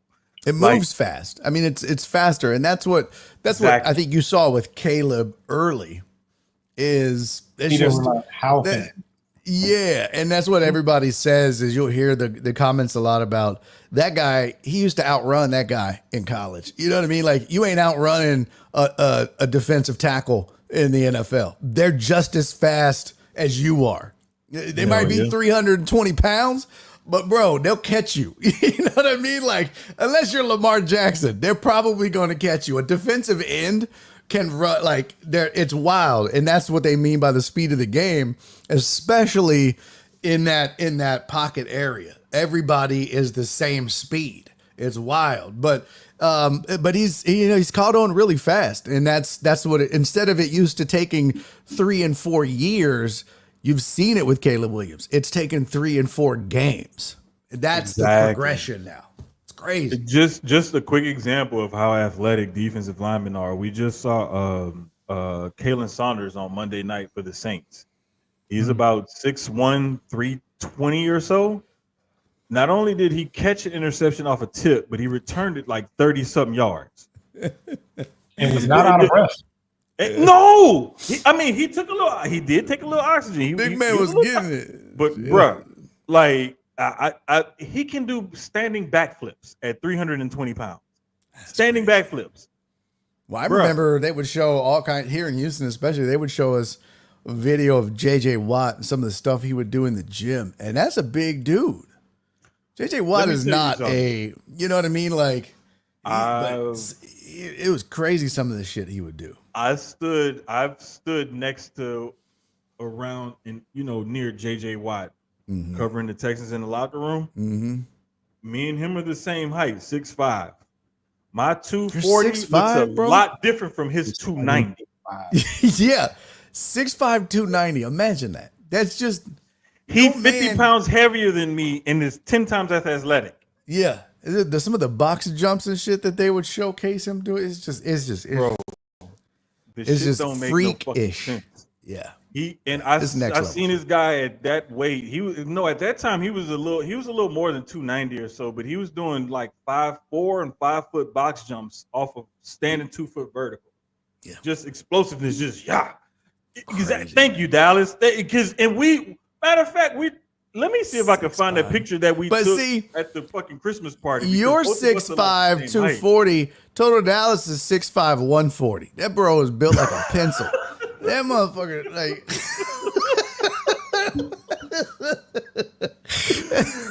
Hey man, look. My bad, Total Dallas. You know I love you, brother. It looked like I'm not gonna lie. When you look at the picture, Total Dallas is built like spaghetti, bro. He played tight end. He had to have played. That guy must have played receiver because that guy looked like he must have played tight end, and he had to have played receiver because they're the same height. They just look different weights.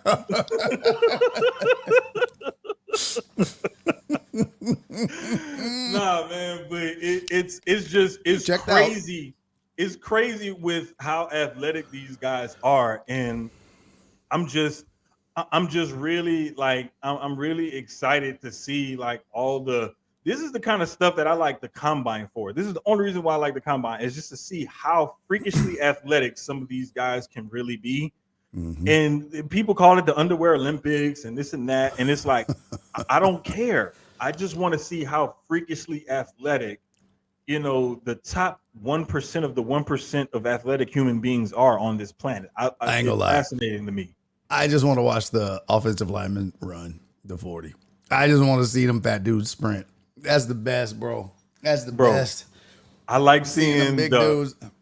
Offensive and defensive linemen do anything.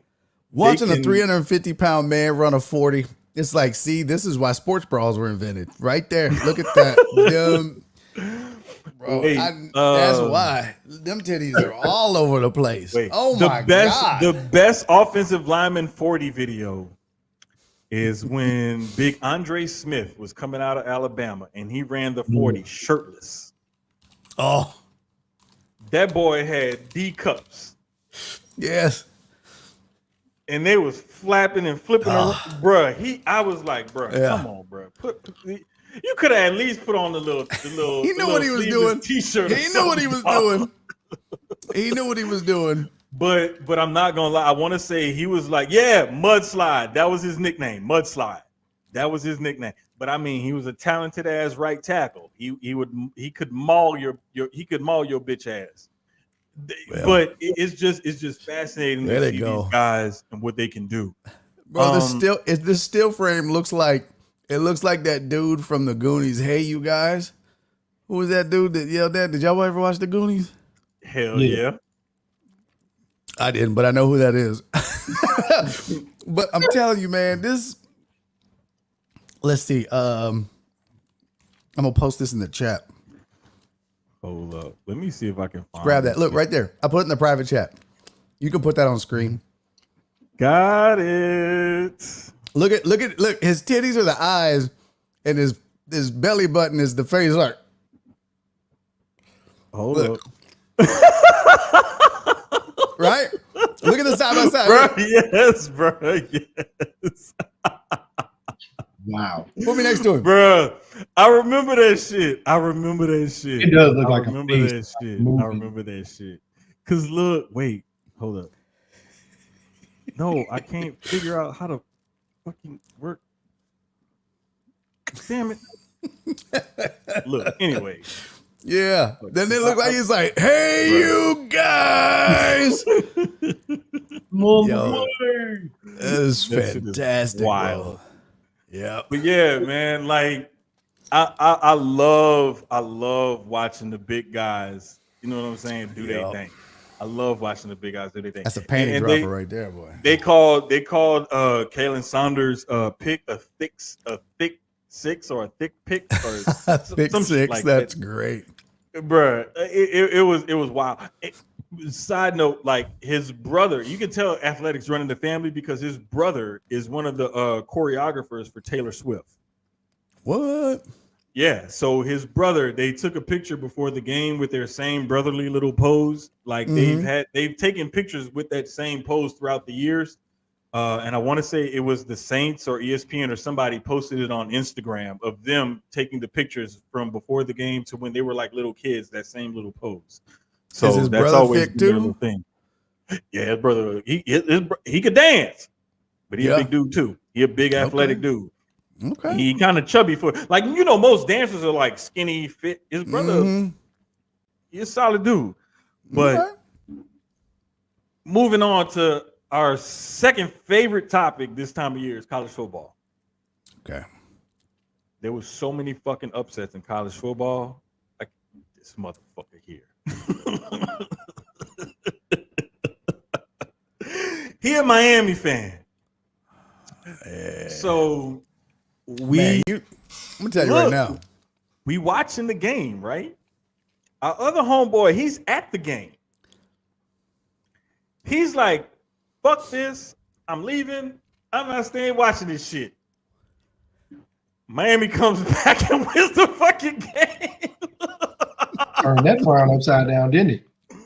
Bruh, this shit was crazy because Sloan's Uber came and I think they got to the house. And by the time they got home, he was like, what the fuck? Hey, bro, you should have stayed. You should have stayed. What I don't understand, look, I don't know if that was a you or a horseshoe because Miami has been so lucky this year. How is this team ranked number 8, bro? Number 6. They don't deserve to be ranked number 6. I'm sorry. They moved up 2 spots. They've been lucky the last 2 weeks to win. They should have lost in Virginia Tech. They barely beat Cal.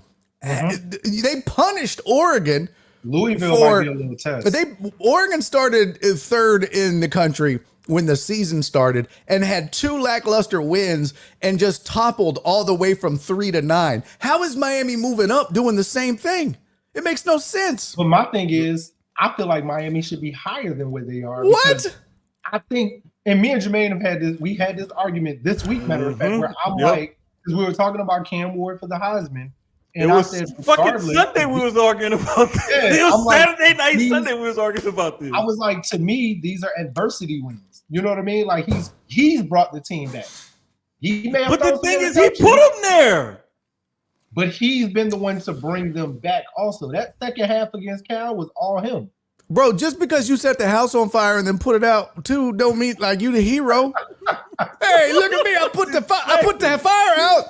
Bro, you set the house on fire. Yeah, but I put it out. No, you still an arsonist. But I'm a firefighter too. No, hell no, you're not the hero. It's about the numbers, them being undefeated. Everybody is very high on Travis Hunter, and I understand why. You know, both sides of the ball, the numbers. But to me, the wins ain't there. Like, you can play both sides of the ball. You're impacting the game, but I don't know. That's all you're doing. You're not really lobbying for Miami to be 6. You're lobbying for Cam Ward to win a Heisman. Both. That's the only reason you're justifying Miami to be 6, so you can justify Cam Ward winning a Heisman. I still think when the season ends, I honestly feel like Miami is going to be the only undefeated team. Only because, to me, the Big Ten and the SEC are so packed now with dominant teams. Yeah, it's so hard to be. Well, I was gonna say that's because Miami's schedule. Bro, they might as well be playing our Sister of the Blind and shit. The rest, Louisville, Florida State, Duke, Georgia Tech, Wake Forest, and Syracuse. Bro, I honestly, and I've told Jermaine this, I've wanted for years, and probably more now with the way the team with the university is turning around. I've always wanted them to leave the ACC. I don't want them. I want them to go to the SEC personally. NCAA college football is headed to a 2-conference landscape. Yep. It's headed. It'll eventually be the NFL with college football. That's where it's going. No, it's going to be north and south. That is, it's going to be north and south. Like, Big Ten's going to be the north. SEC is going to be the south. That's going to be the two conferences, and then those are going to be divided up into divisions. I've already broken this down on my show. I agree. Two or 3 weeks ago. I agree. I'm glad we got Barry on here because I'm no longer the oldest person on this podcast, because this is always been my get off my lawn shit. I really did like when we had the actual Power 5 and the Group of 5. If they could have just kept that and then instituted this system with the 12-team playoff, that would have been perfect. Exactly, Keyz. Money and TV deals fucked it all up. And this is what pisses me off about this. I'm not even gonna get into it because that might be my rant. I don't know. I may give out a rant. I may have a CDL scholarship to give out this week. I don't know, but I'm not gonna do it right now. But no, I do agree though. Like it's pretty much moving towards SEC Big Ten because they're gonna absorb more of the Big 12 soon. Yep. You're gonna see a few more schools coming to the Big Ten, and at this point, that's really what it is. I always said Florida State should have left a long time ago. I didn't understand why they were still in the ACC. Now they suck, so they should stay. Clemson, Clemson should have been left. Clemson should have been in the SEC a long time ago. This is the thing. They clearly should have. When Clemson and Florida State had the chance, they didn't take advantage of the opportunity because they thought that they could flip what they had into something bigger and stay where they were and attract more teams to the ACC. Once they saw that wasn't happening, now it's like, okay, well, we need to renegotiate. I think so it's so weird because I feel like football, it shouldn't have been a total university league. I do think football-wise, they should have went to the SEC. But basketball-wise, they should have stayed in the ACC because, to me, the ACC is stronger than the SEC basketball-wise, and it would make more sense for them to stay. But Florida State basketball team is always up there in a sense with Duke and UNC. I mean, look, SEC basketball has gotten a lot better, especially moving Texas in now. Alabama has been a program that has been on the rise as of late. So, I mean, some of their acquisitions have been pretty smart from a basketball perspective as well. One other thing about SEC basketball, the number one recruit in the country was just on a recruiting trip to Alabama. What's his name? Alabama's a program that's been on the rise. DJ Ibanasta. The one he's the number one player in 2025. What was he? The number 2 pick last year? No. The kid with the Brandon Miller. Charlotte. Brandon Miller, Brandon Miller. He was the number 2 pick in that draft that year. So, I mean, it's definitely stepping up. Yeah, they're stepping up. But the thing, like, just looking at the way the landscape is going, I don't think that they're going to let teams separate basketball and football any longer because there's way too much money involved in those TV contracts. So I think when you get that basketball, you got to get that football team. You got to get both of them, or else it's pointless. That's where all the money is. There's no money in anything else. All of the money is tied up in the NCAA. All of the money is in football and March Madness. That's exactly. And if I remember, a lot of the Pac-12 teams did not want to move their basketball teams to the Big Ten because of their Pac-12 basketball like contracts and TV deals. But in a sense, because if I remember correctly, UCLA wasn't moving basketball at first. It was just football. Until they were forced having to move the basketball over also. They had to. And a lot of them did not want to get rid of the Pac-12 as far as basketball because Pac-12 basketball makes a lot of money as far as the tournament and just the TV deals and everything. But then the money that they'll make on the flip side in football more than makes up for it. So it makes sense for them. Big Ten basketball is pretty big though. Like you still got States, the Indianas, the Michigans, Michigan States. So now you're adding in the USCs, the Cals, UCLA, the UCLAs, the Oregons. Like these are basketball teams that have been up there also as far as what they've done. So I think it makes for better gameplay. You got the Maryland, which is, But you know the way the landscape is changing in college football and basketball nowadays, I'm kind of okay with it because we're seeing some matchups that we didn't normally see. Even though we're losing some traditional rivalries and matchups and whatnot, we're seeing some teams play each other far more often than what we ever used to see them. So that's better for the game overall. What rivalries have you lost? You actually got some back. You got Texas and Texas A&M back because they were split conferences. Mm-hmm. You know what I mean? Like you didn't lose anything because USC and UCLA moved. I mean, like you maybe lost Oregon and Oregon State, Washington and Washington State, OU and Oklahoma State. Yeah. Now we get a USC Ohio State basketball and football now. Yeah. Like, there's new rivalries that are just but like now too. The fun thing about it is you'll see stuff like you would only see certain matchups in the Rose Bowl. You'll now see those as conference games. Mm-hmm. Right. Like Ohio State, Oregon this week. Right. So that's why I say you got 2 versus 3, and it's a Big Ten matchup. You may lose certain stuff, but you're gonna gain so much more than what you lost. So it's like it kind of outweighs it. That's why that's the point I was basically trying to make. It's like even though we may lose this, that, we're gonna gain so much more. So let's look at what we're gaining instead of what we're losing. In 2 weeks, you got Texas, Georgia. You would have never got that. I can't wait for that's a bowl game only type of match. I mean, or maybe a preseason game if they may have never played each other. You know what I mean? They might, especially when it was a 14 playoff. Yeah, these next 2 weeks are gonna just those 2 games alone. Because you've got Texas OU and then Texas Georgia, and I mean and now you get Texas A&M back again. I dig it exactly, and we're gonna get Texas like LSU, and the only reason why we saw that a few years ago is because they had agreed to a home and home series.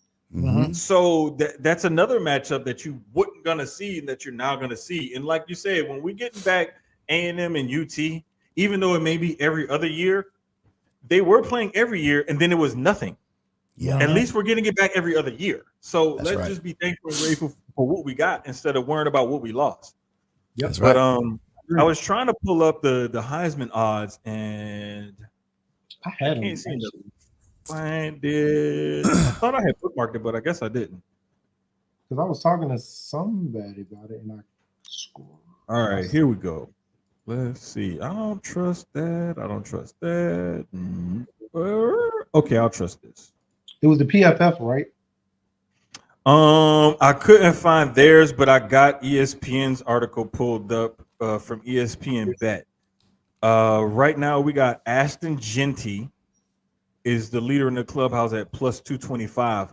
Just last week, he was plus 1,100, and he's moved up to the favorite. Travis Hunter is next up at plus 325. Last week he was plus 700. Jeremiah Smith, the freshman wide receiver at Ohio State, is plus 40,000. Hey. I'm not sure why they don't have like Cam Ward or whoever else listed. That now they go into some other stuff, but that was just like the first couple guys they have listed here. But it's just, I think if you're going to put money on anybody, it would be Ashton Genty right now, because when you look at Boise State and their schedule, and he's a running back going against that type of schedule, I really don't see anybody giving them a hard time. And he's one of those running backs where I've seen him on a run play show the power, elusiveness, and speed all on one play. He took a handoff. I want to say it was a zone to the right side. He literally broke out of 2 tackles, ran away from another guy, and then outran everybody else that had a pursuit angle on him that was coming from the other side of the field, all on one play.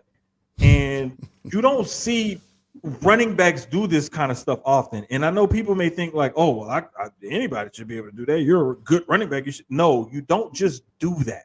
That's not something running backs just do.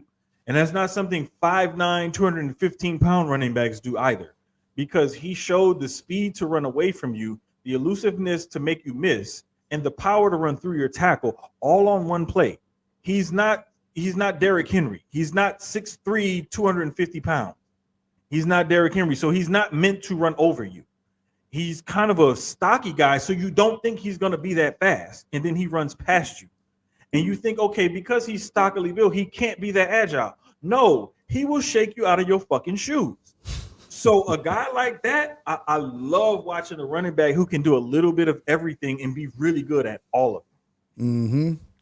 Which, by the way, I don't want to beat a dead horse here, but it was after that game that Oregon, that they barely beat Boise State 37-34, barely, when they fell even further in the polls. And now you look back at that and go, oh, Boise State, what are they, 17 now in the country? Oh, yeah. Yep.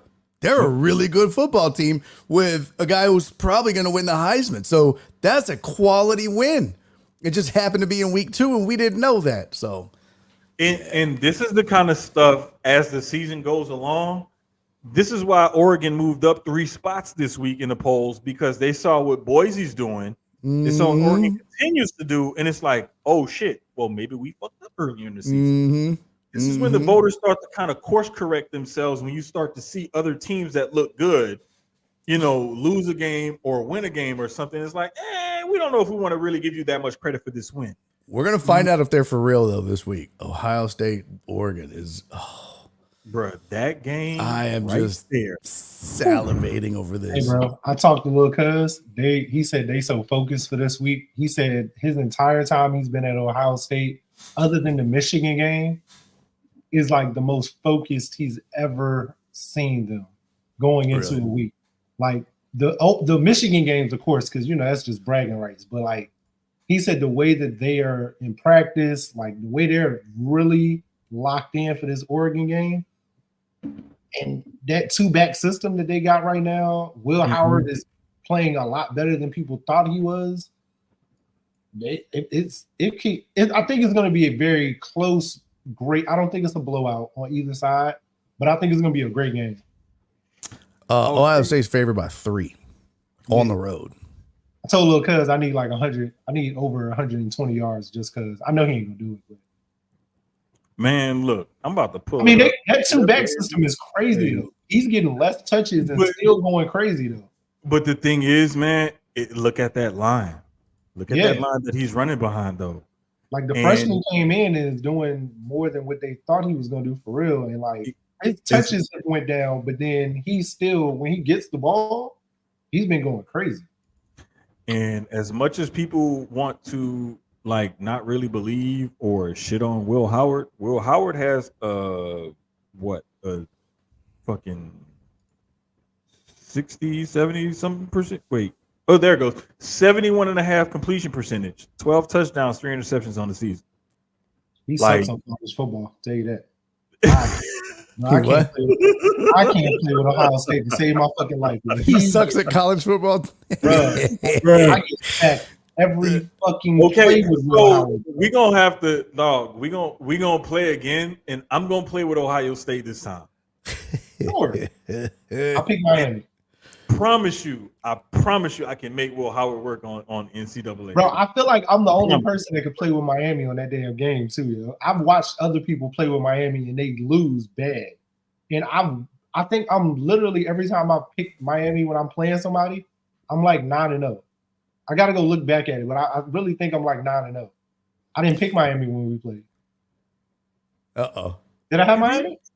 I can't remember. No, I had Texas. You had LSU. No, you had Miami. No, you had Miami because I remember, because I hate that fucking quarterback because he kept running around and shit. I had to put the fast ass defensive lineman in there to track his ass down. You know what? I might be 8-1 then. You're right. Yeah, because I hate that motherfucker. He was beating me. I came back, and then he came back, and then I had to come back. And it took a game-winning interception to win the fucking game. And this is why I don't like playing people that actually know football. Is because I had to bait him into thinking I was doing one thing and I was doing something else, and he threw it right. I was like, yes, great call, coach. Thank God it paid off. But like, I hate that fucking court, because this is when I was like, you know what? I knew Cam Ward was good, but they made him good in the video game too. And normally they don't always do that, but no, they made that motherfucker good in the video game too. I can't stand that shit. but I kept pressing the wrong buttons and stuff and throwing it to the wrong people. It was not a good game for me, but I lucked out and won. So we got a weekend of good football. We definitely got a weekend of good football though. I think that that Washington and Baltimore game though. That Washington and Baltimore game in the NFL, and then that Ohio State Oregon game in college football. The OU in Texas. Yeah. OU in Texas is always going to be a good game because it's a rivalry game.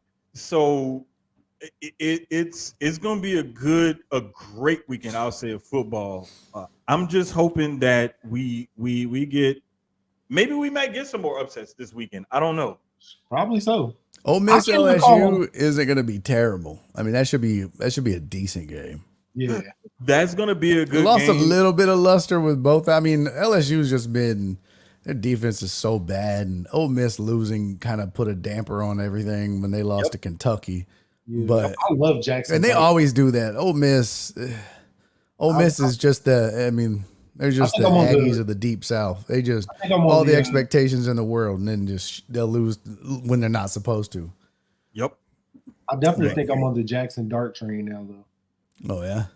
Yeah, bro. I've watched him a lot. I like him. I think he easily can move up the draft board, like going into the combine and stuff, depending on how he does. But just looking at film so far, he's going to be a quiet steal for somebody in the draft.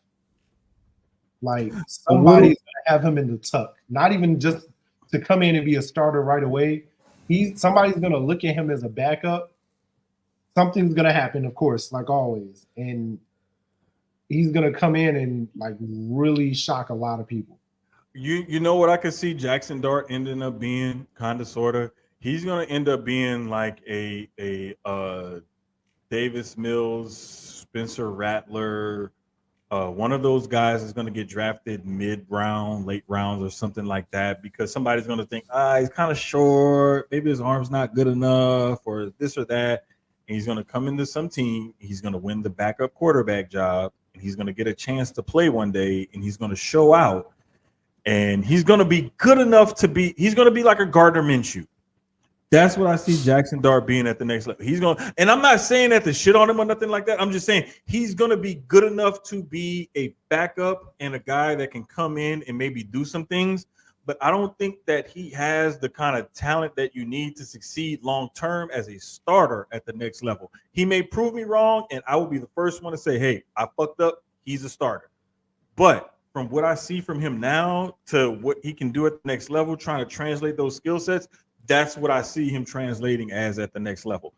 And like I said, that's not the shit on him or nothing like that. That's a great job. If you can get it, backup quarterbacks make anywhere from 2 to 10. Well, no, I'll say Mariota had the highest one at like 8 million. So you're making anywhere from 2 to 8 million a year. That's not bad. That's not bad. Joe Flacco, you've been doing that for 11 years. So you're making all kinds of money. And this is after making starter money. He's still making good backup money. Mm-hmm. So and you're already drawing your Social Security. And you get senior discounts at Denny's. Yeah. You get AARP benefits. Car insurance, house insurance, everything's cheaper now because he's to park in a handicap spot at the stadium. Everything. Man, look.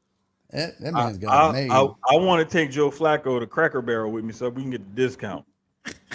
Because look, I'm wondering if we can get the discount on the regular meal and Cracker Barrel have the $6 or $5 take-home meal. So if I get the senior discount on the meal we eat there and buy like 4 of them take-home meals and get the senior discount too, I'm winning. Is Cracker Barrel like good down south? Because like I hate it. It's the most appropriately named business ever. I'll just say that. And I think so. It is the most accurately named business is disgusting in the history of named businesses. Oh. It's just a barrel full of crackers. You just walk in and it's just the most whitest place on earth. It's just big rocking chairs with people playing checkers. It's the most countryest ass white.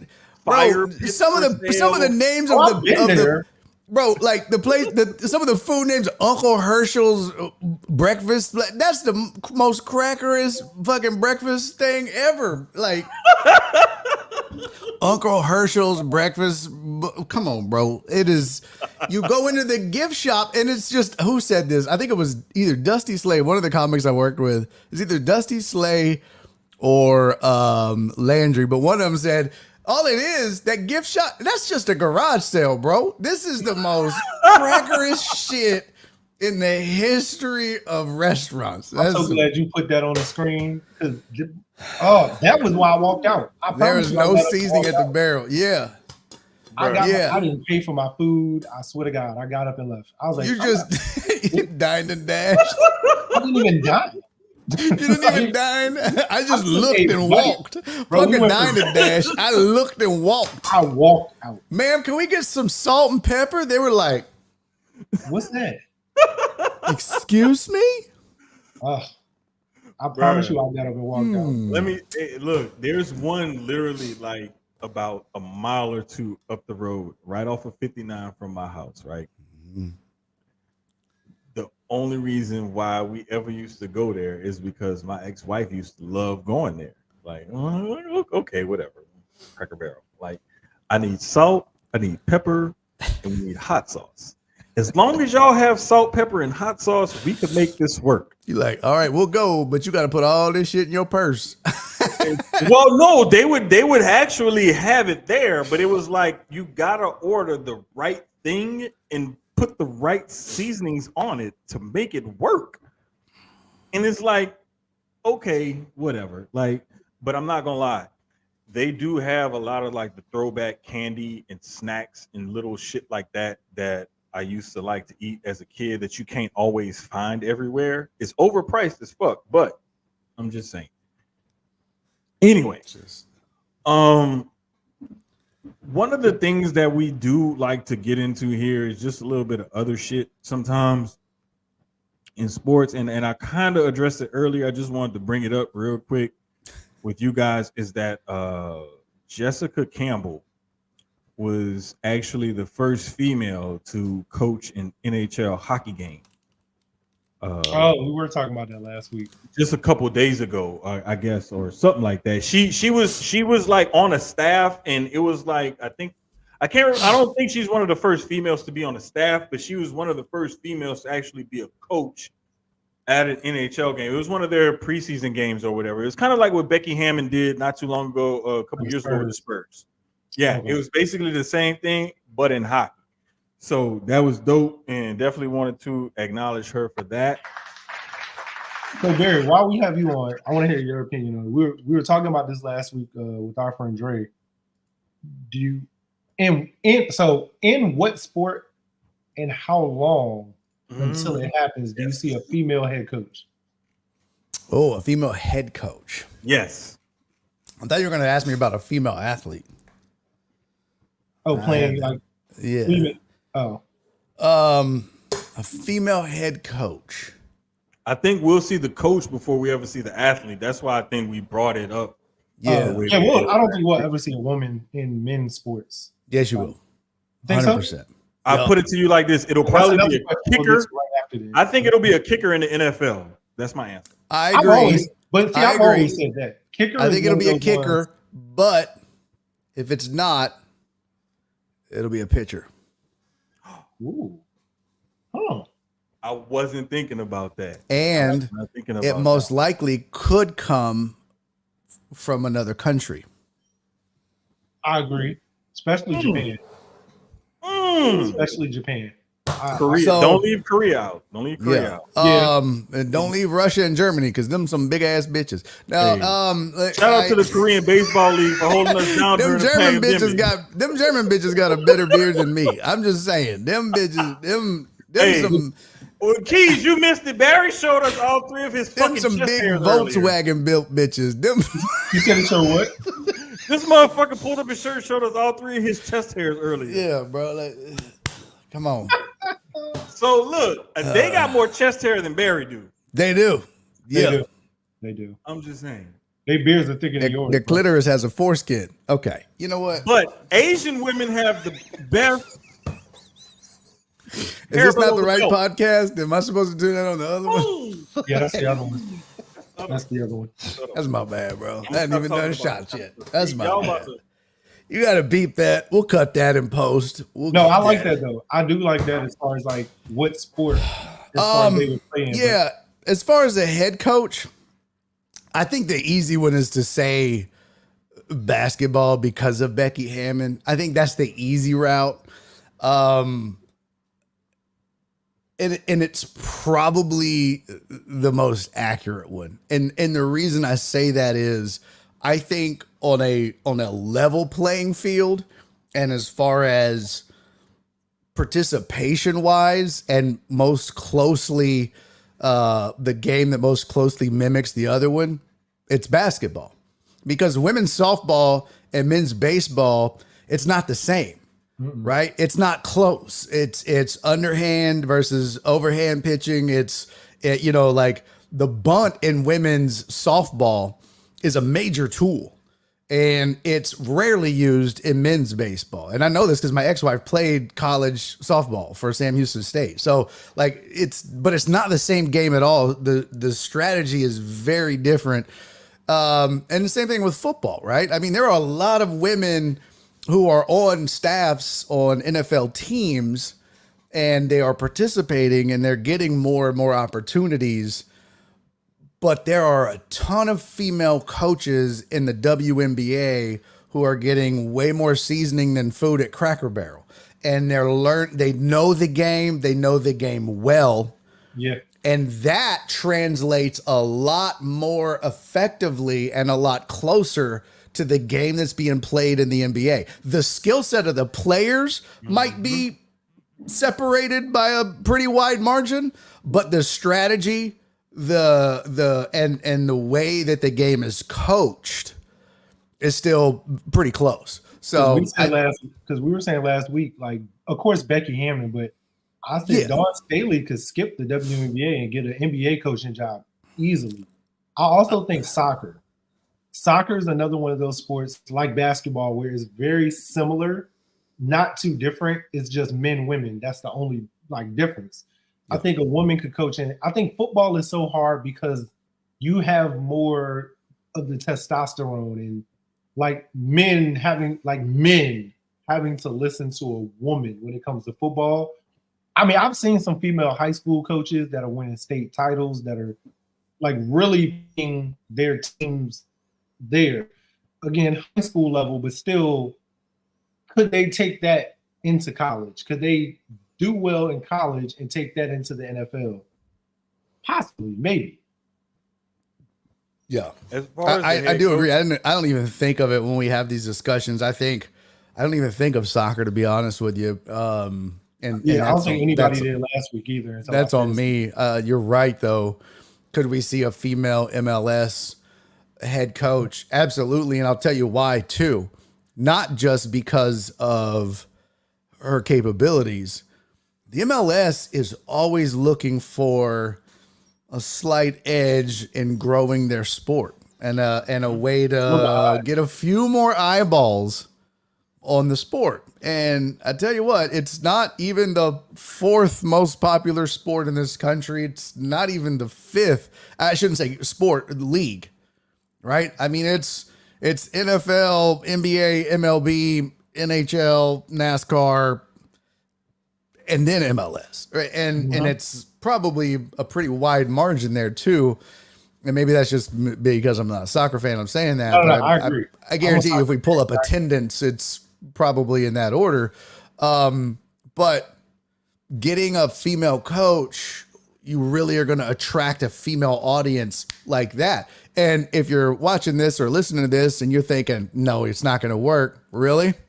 Ask Caitlin Clark fans if it's going to work, because the WNBA attendance just skyrocket. It just takes the right one, right? You can't just throw any female coach in there. It's got to be the right one in order to attract the right crowd and grow the sport. Now, you can just throw out a random coach. Like Becky Hammon isn't going to change the face of basketball if she suddenly is coaching the Spurs. And now the biggest fan base or the biggest gender of the NBA fan base is going to be female. That's not going to happen because that's not who Becky Hammon is. She is a basketball coach. it doesn't matter her gender. She's a fucking coach. Yep. Right. Same thing with her. Same thing with Dawn Staley. Same thing with a lot of these women. But I think they're not here. They're not here to break a glass ceiling, and that's the point, right? They're here to coach basketball. But I think Dawn, if they break a glass ceiling along the way, they're happy to do that. But but they're here for the game. But would you think Dawn would make a? Because I'm thinking more of her. I don't know if it's more of the status and celebrity of her right now. I feel like she would be the one to make a difference in a sense. Like, I don't know, he didn't make a difference, and I don't know why this came to mind, but like a Michael Sam when he came out, right? It made everybody look at the locker room a little different now, because it's like you start looking around, like, how many of you niggas is like, or people like are quiet about this? Hey, bro, was you looking at my meat? Right. Like, you know what I mean? Wait, pause. Wait, it made me out. They literally, the NFLPA, I didn't mean to interrupt this conversation, but when you said that, it made me think about it. The NFLPA had to put out a statement this past week. This was something else that I forgot to put in the rundown that I wanted to make sure we touched on. Pause. Especially given the subject. The NFLPA had to put out a statement about them wanting the media to conduct interviews outside of the locker room instead of inside of the locker room. Partly fueled by meat glazing. I'm not gonna lie. Meat glazing, I'm sorry. I'm not gonna lie. That is what it's from. And it's not just from the female reporters. No, because there was a video of a dude. Very professional. Like they don't they know how to look here. They're looking at because they can't risk it. They're already under the gun competing with the good old boy network and the media trying to hold a job. Trust me, I've worked with a ton of female people in the media who are, it's tough out there in this business for females as it is. The last thing they want to do is get caught looking at a dude. And now it's just like, fuck. It's tough enough as it is. So they have to be. What's that? I said listening to like a Taylor Rooks or a Joy Taylor, hearing them talk about how, like, because of how they look, and they're both amazing. But like you can tell when you watch like a Taylor Rooks interview, when she's interviewing like NBA players, they both can call me. You ain't gotta whisper it. Call me. Look. But you can tell when like Taylor's doing an interview how she's so professional. She's here, but you can tell some of the guys are like down. They're looking here. They're like they're not. It's not the face to face, and she handles it so well. Joy Taylor too. She can't help what she wears. She's stacked. You know what I mean? Like you're gonna. I'm not gonna lie. If she's interviewing me, I don't think I'm looking at her face, but it's gonna be hard not to keep it totally professional look wise and not be like caught staring or something like that. Exactly. So it's very hard on them. Like it doesn't matter what you wear, you're gonna. And a lot of times it is just that. It's what they wear. Mm-hmm. You know what I mean? And they don't. It's nothing they did. Man. It's just a thing. Like there was a video. If you search it on Twitter, I'm not gonna pull it up and point y'all to it because it's kind of weird after I saw it. But there's a video of David Njoku at a media scrum. He had media availability and he was standing up, you know, shirtless, whatever. He had little half shorts or whatever on. And the dude in the back of the video, you could see he looking at him. And that shit made me uncomfortable to look at because it's like I'm looking at this. And I've been in the locker rooms and stuff like that, getting sound and covering stuff post-game, pre-game, and whatnot. And guys are in various states of undress and whatnot. Mm-hmm. And like consciously, I know like if that's me, I'm like, are you looking at me? Like I'm thinking, are you look if I'm that athlete? So I'm like consciously like trying to make sure don't fucking look. And shout out to like females that I know that I've worked with closely, like one in particular, Kim Davis here in Houston. Kim has been covering sports in Houston since the 90s. Yep. And Kim is a consummate professional. I would put her and her work up and her professionalism up against any person in this industry, male or female. And for her to not only be a female, but be a black woman in this business, and to be in this business this long, and to have that kind of respect that she commands from other athletes and other people in the media, hats off to Kim Davis, because she's a rare one that can survive in this business that's that cutthroat for this long, not only as a female, but a minority female in this business. Mm-hmm. So shout out to Kim, because she's not only been like a really good friend, but also a really good mentor for somebody like me who's trying to like navigate all this shit. But for people like her to be able to do her job and maintain professionalism and build relationships and get scoops and stories and continue to do what she does at the level that she does it, shows that you can do it and be respectful, and you don't have to be fucking weird about it. And the strangest thing about it all this is it's the men that are doing this, that's causing this concept. It's not the women, it's the men. Like you said, it's the men. The women have to, it's already hard for them. They're already against the clock as far as like jobs, even though ESPN has been doing a great job from what I've seen recently of hiring a lot of minority women and just women in general and keeping them on TV. Do you think that they're trying to make up for what happened with what's her name that was on First Take? No, further back. Jamel Hill? Yes. I think that they realized they fucked up, or they lost something great with Jamel Hill. Right. And I think that there was blowback, and it was somebody after her too. I want to say it was somebody that was on First Take. Yeah. It was. It wasn't before Molly. It was. I want to say it was whoever was before Molly, and I can't think of her name. It wasn't a white chick, was it? I think. Was it a white girl? Or was it the black one? It was. I really feel like it was whoever was before Molly. Because remember, for a while it was just Stephen A. and Skip. Yeah. Because of whatever happened with her. And then they got Molly, and then Skip left. But I cannot think of her name. They've done some. One thing I will say though, I think the Jamel Hill thing was kind of a catalyst for that too. That started it. Yeah. Also, you ain't got to say no Diddy for that. Joy Taylor was amazing. Call me. He can call me. Oh man, look. Hey, this is the very thing they're fighting against, guys. You're right. While I have ESPN in the background, this is crazy. You're at the studio. Dirty son of a. This is crazy. This is probably God damn it. Look, I'm gonna just be real. Like, I'm a single dad, and I just want to put a bit of a stepmama for these crazy ass kids. Is it Christine? I just want to point out, I don't condone any of this. Me either. I don't know these two. I don't know these guys. Wait, I don't know. We talking to the dude who was pulling out his tissue in paper because I showed him some fucking oatmeal pies earlier. Yeah, but I wasn't talking about call me. Oh, so it's okay to jack off about food and other shit, but it's not okay to objectify women?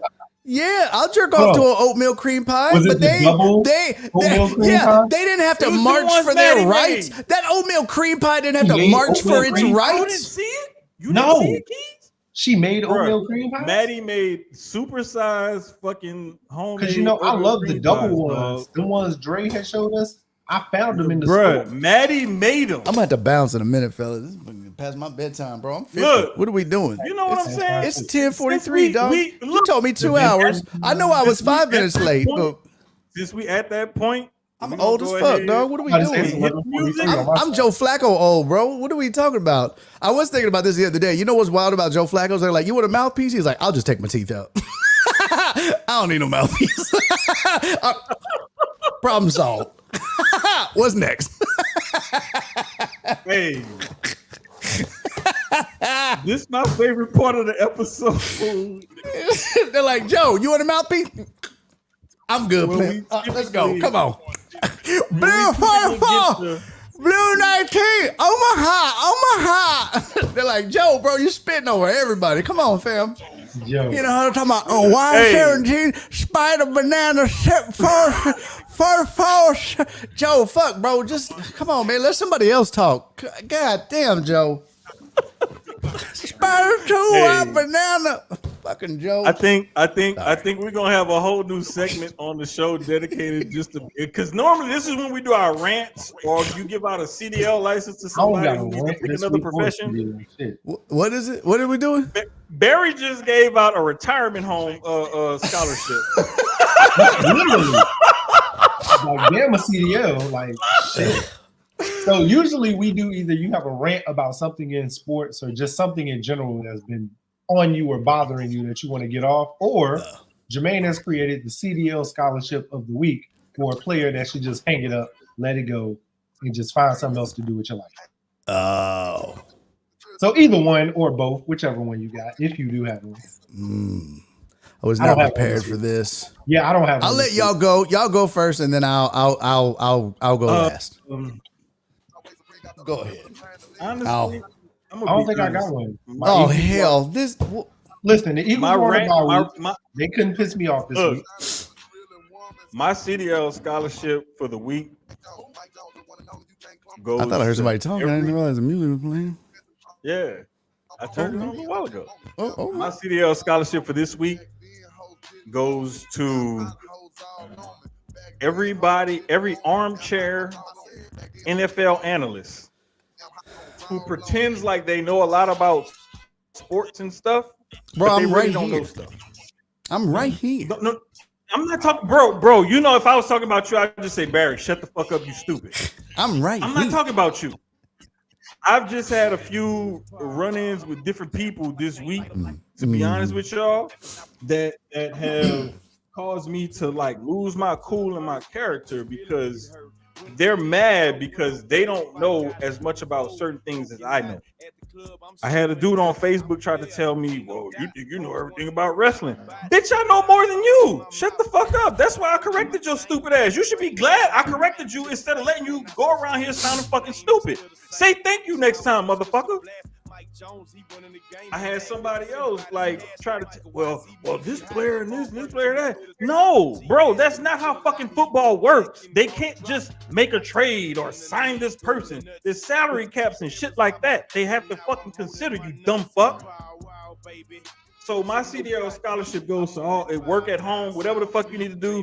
Just find something else to do besides talk about sports with me and sound stupid. Because if you talk about sports with me and you sound stupid, I'm gonna make you look as stupid as you fucking sound. You have been warned. Take your scholarship and go find something else better to do. Playing traffic or something that's safer than playing with me. That's all I'm gonna say. I bequeath my time. I could keep going if y'all don't have none. No, I'm waiting on your co-host. I'm not. I do not have one this week. Again, I could keep going. It hasn't pissed me off this week because we want to buy. The Lakers actually look good in preseason. Yankees. Are you a Lakers fan? Yes, sir. Yes, sir. All right, I got mine. Okay.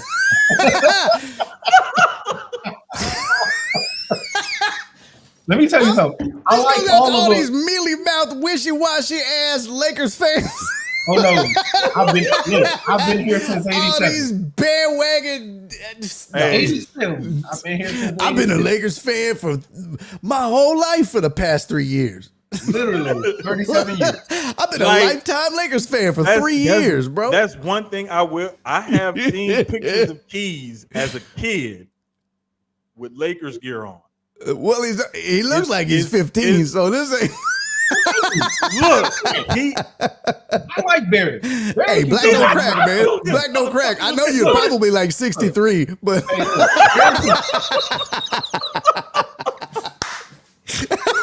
Wait, he younger than me. He younger than me. Looking like Timu Grady on Sanford and Son. No. All right, guys, y'all have a great night, man. I was fucking with you. I got mine. I was fucking with you. I was gonna say Lamont, but then there's actually like a Lamont that Jermaine and I know, so I had to switch to Grady. But you do look a little bit like Lamont on Sanford and Son. Anyway, he's like, for real? A little bit. You big dummy. Look, mine is this. I don't know if y'all saw this video. I believe it was it Jerkson Profar?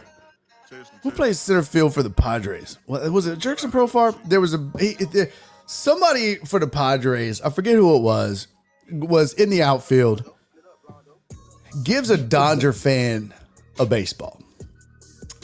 And this Dodger fan is asking for the ball. Mm-hmm. So the Padre, I forget who it was. I want to say it was Profar, but I could be wrong. Gives this Dodger fan, opposing fan, it's a rival, gives the fan the ball. And the fan is like, oh, thank you so much. And this dude stands up and throws the ball back into the field of play. And the Dodger fans that are around him erupt in celebration. And he's like, yeah. And he looks over at his son and high fives him and sits down. Bro, fuck you. Keep that ball and give it to your son, you raggedy bitch. Why would you throw that ball back? What did you prove? Like nothing. Exactly. You're just like, who did you impress? The 5 drunk raggedy bitches around you? Like you don't know them. They're gonna go home. They don't give a fuck about you. You looked cool for 2 seconds, but that baseball would have meant so much to your kid. Yeah, he high-fived you, but inside he died a little bit, and he lost a little bit of respect for you. And fuck you. And this is why Dodger fans suck. That's why. Fuck you. Dodger fans. Trolley dodging bitches. I hope the fucking Padres beat they ass. And they are too. And I wish Manny Machado, instead of throwing that ball at their manager, would have thrown it at that fan. Fuck him. I low-key want a Mets Yankees. I want a Subway Series. That would be series. That would be dope. That would be dope. But I hope it's the Mets. I hope it's the Yankees and the Padres. I do too. I like that one too. I definitely like the Yankees and the Padres, to be perfectly honest with you. Because hey, I don't know if you real quick, but Lynx Dodgers are winning 8-0 right now. So yeah, I wasn't gonna mention that. But yeah, I saw that too. Thank you for fucking spoiling it, Barry. Game 1 of the NBA. Yeah, it was Profar, by the way. Left field. I said center field. It was left field. It was Jerkson Profar. Yeah. Okay, gotcha. That's what I thought. Game 1 of the WNBA Finals tomorrow. Also, we got that. What? Lynx and Liberty. Can't wait to not watch it. Bro, hey man, I ain't never watched a WNBA game in my life. I mean, I ain't gonna lie. I ain't gonna start pretending like I give a fuck now. I'm happy for him and all that, but I just could never get into it. I know y'all are girl dads and all that. I had a girl cat once, but I don't. I ain't got no kids, bro. I had a girl cat one time. Bro, she lived to be like 13. Wait. What? I thought, is Oliver really gay or no? Or that's just one of the things from the show. That's just a bit that Joel did. Because I thought it would be funny to tell him my cat had a lisp. And he was like, your cat's gay? I was like, my cat's not gay. And then it turned into a bit. He was like, because I was like, yeah, bro, my cat, for the first time when we got him, he was like, meow. But he had a lisp. And he was like, what? And then he started saying my cat was gay. I was like, fuck you, dog. My cat's not gay. Even though he was like, meow. Jeez. It's been like 4 years. I thought. I know, and he still calls it gay. I'm like, bro, how the fuck would you know my cat's gay? Had a gay cat. My cat's talking about meow, bitch. I was about to say, how would you even know a cat's gay? Like, he don't walk, he sachets into the room and shit. You better work, bitch. I go to feed him. I go to feed him. He's like, ugh, Dad, it's giving kibble. It's like, okay, what the fuck?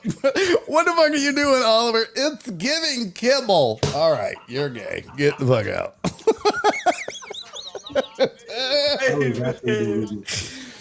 On that note.